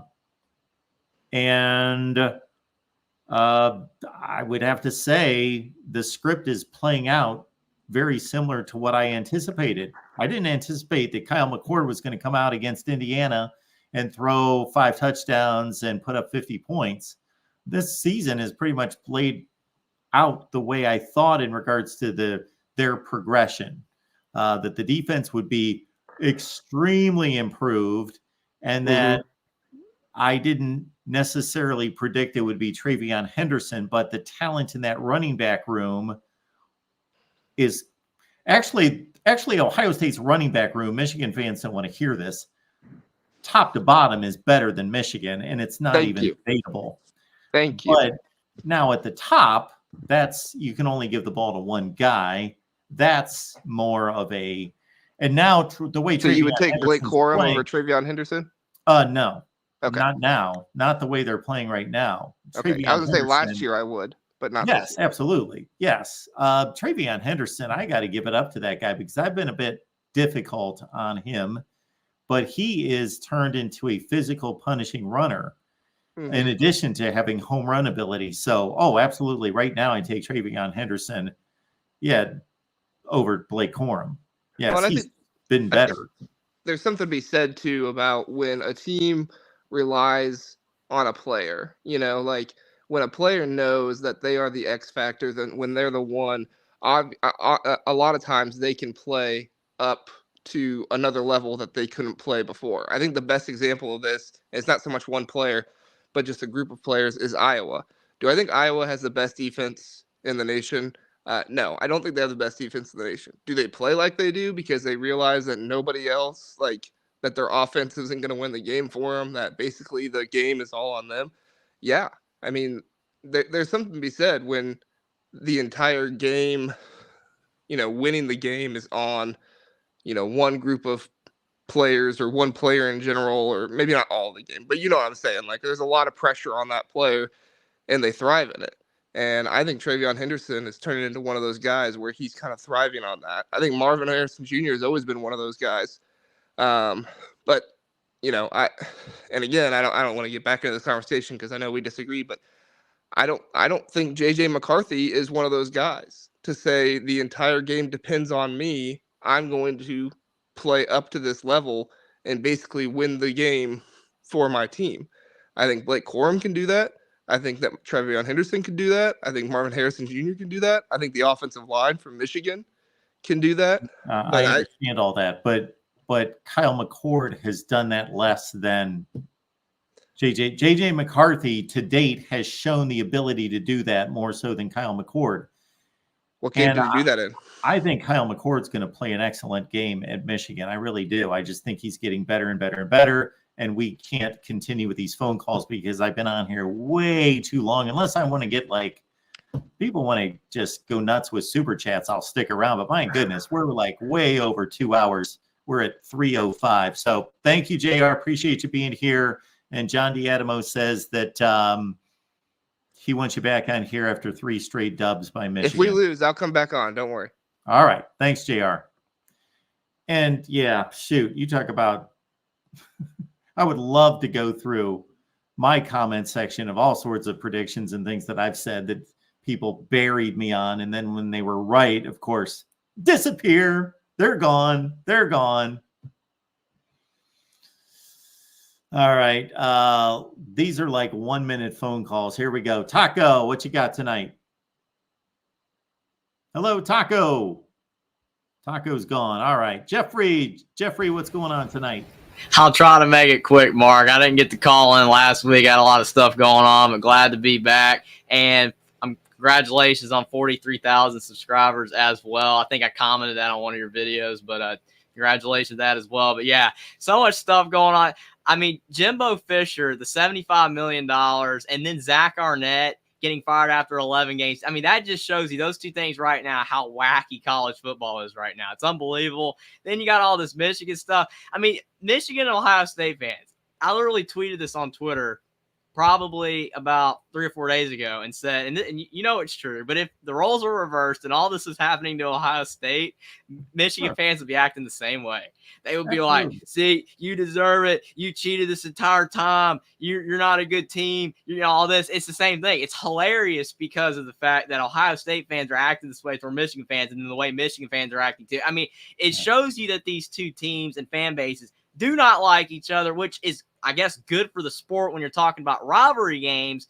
And it's also hilarious when you're someone like me or other people that, you know, don't really have a dog in the fight. Like, you know, neither team, it doesn't really matter either way with me. I just think it's hilarious. But it's crazy, though, how much both fan bases just go at it. The level of bias is just out of control. It's insane. And it's fine. I just want people to admit that they're biased. And I mean, at least that guy was, like you said, he admitted his bias. 100% that he did, because Kyle McCord is not shown more than JJ. No, I can't stand when people get on here and then they say that they're not biased. Now, we had a Michigan caller before earlier tonight. He said he was going to do his best. I can respect that. I come on here every night. I do my best, but I will never say that I've eliminated all my bias.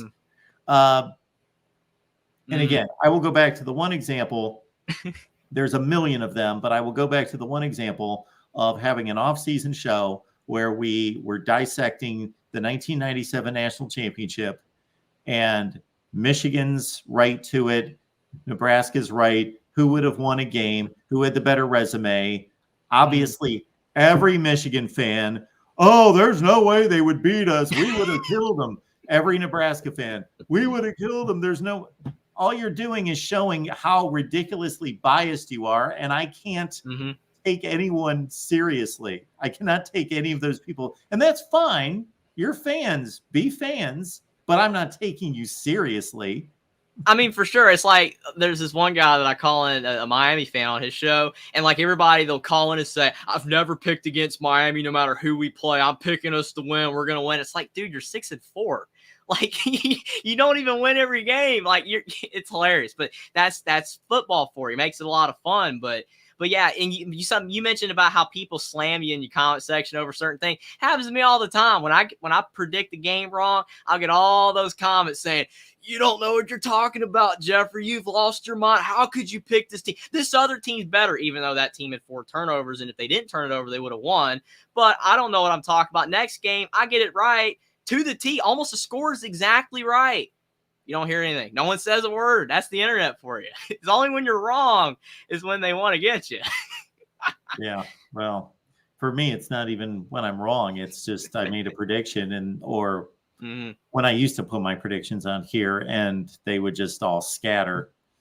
I don't mind it. I just laugh about it. But I did want to touch a couple things. I know you got to go. I think I've been waiting for like an hour or two. You got a lot of callers tonight, which is awesome for the show, definitely. But Indiana versus Boston College. I've been talking about this for a while.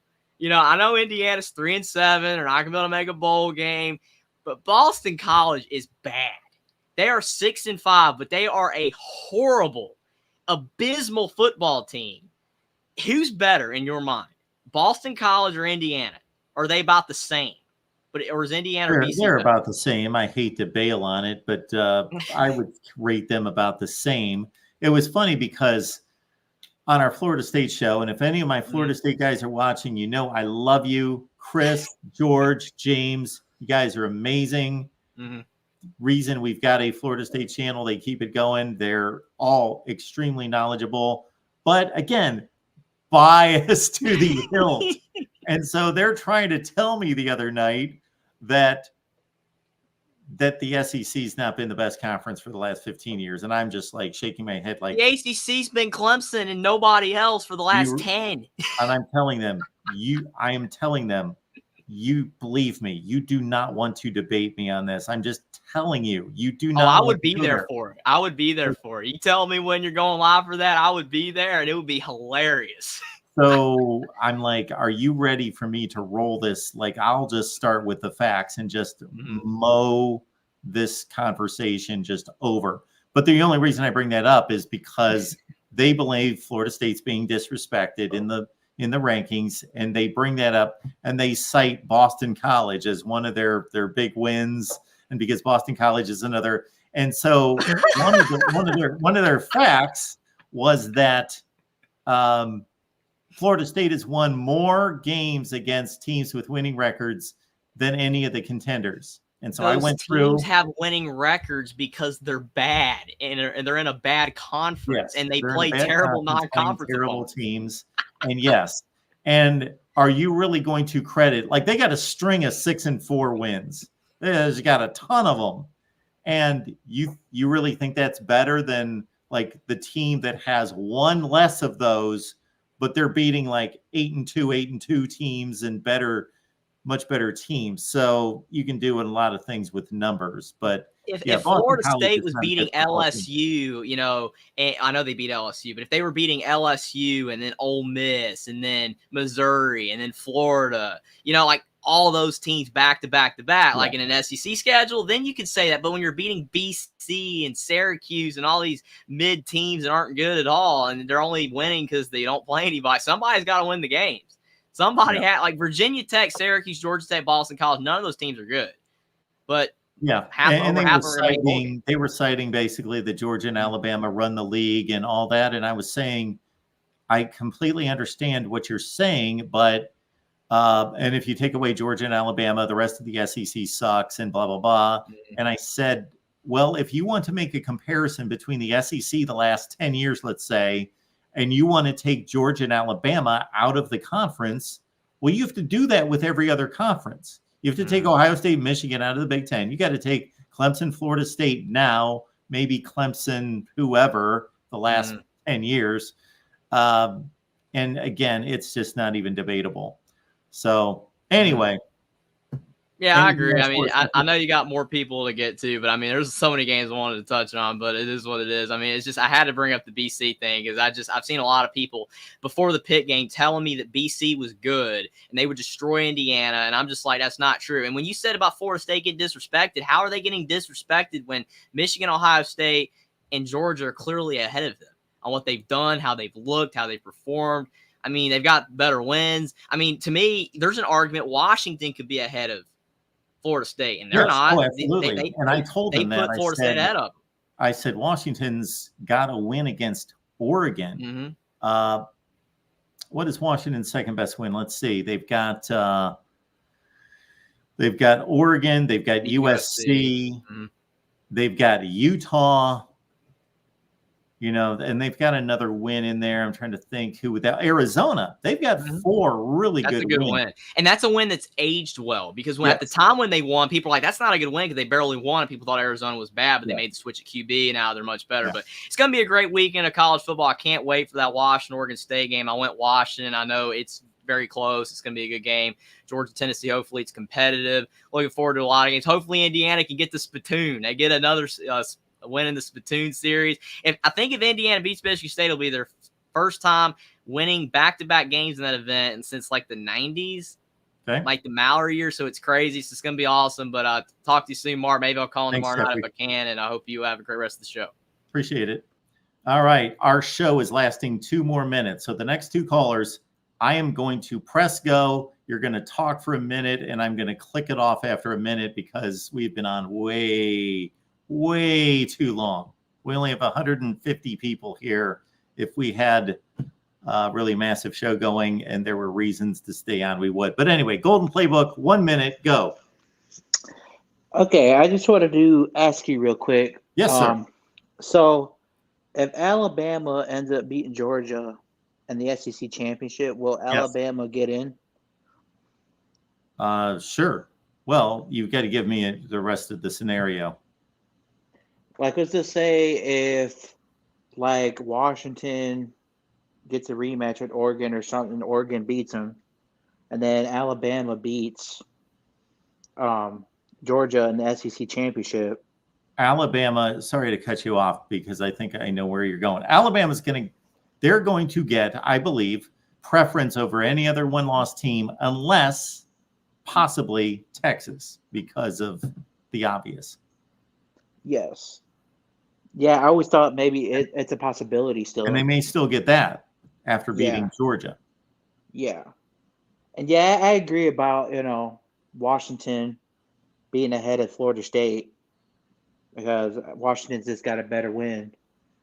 So, got better wins. But other than that, I think that's going to be it. I just wanted to ask you, and one more thing. Do you think James Madison should be in a bowl game? No, they signed up under certain restrictions. So when you sign a contract and you know what the parameters of the contract are, then no, they shouldn't be in a bowl game. Yeah. I don't like the rule. So that's a different conversation. I don't get the rule. I've heard it explained. I kind of get it. They don't want teams jumping back and forth. They want to guarantee and proof that a team's going to stay at that particular level. But yeah. So, but I don't feel sorry. I feel sorry for the players because they've earned a bowl berth. But I don't feel bad for the university or the athletic program because I'll try to refrain from calling them names like, well, you're morons for you knew what the agreement was, so I don't know what you're arguing. Now, that doesn't mean that they shouldn't. I don't have an issue with them fighting it because if they can fight it and win and get a bowl berth, then more power to them. But then they shouldn't be pissed off that they weren't allowed to play in a bowl game because that's what they signed up for. Right. Yeah. I mean, not to take away, what they've done. I mean, they're a great team, but I guess you gotta follow the rules. So. Yeah.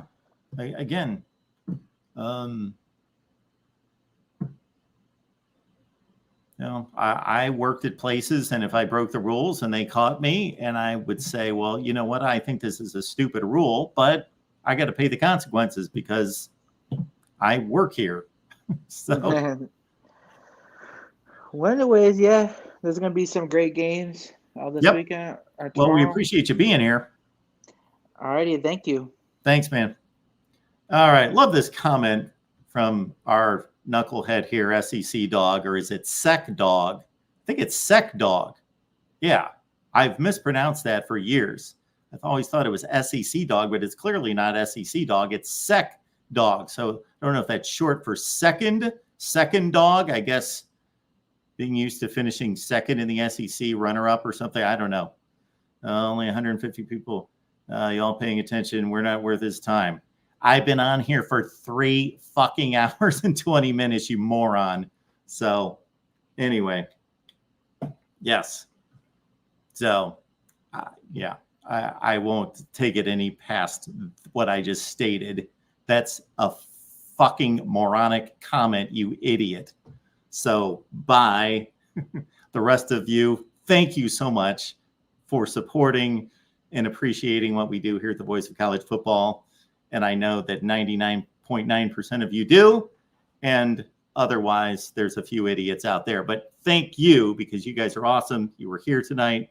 And we appreciate you being here. We will be here all day on Saturday with instant analysis because that's what we do.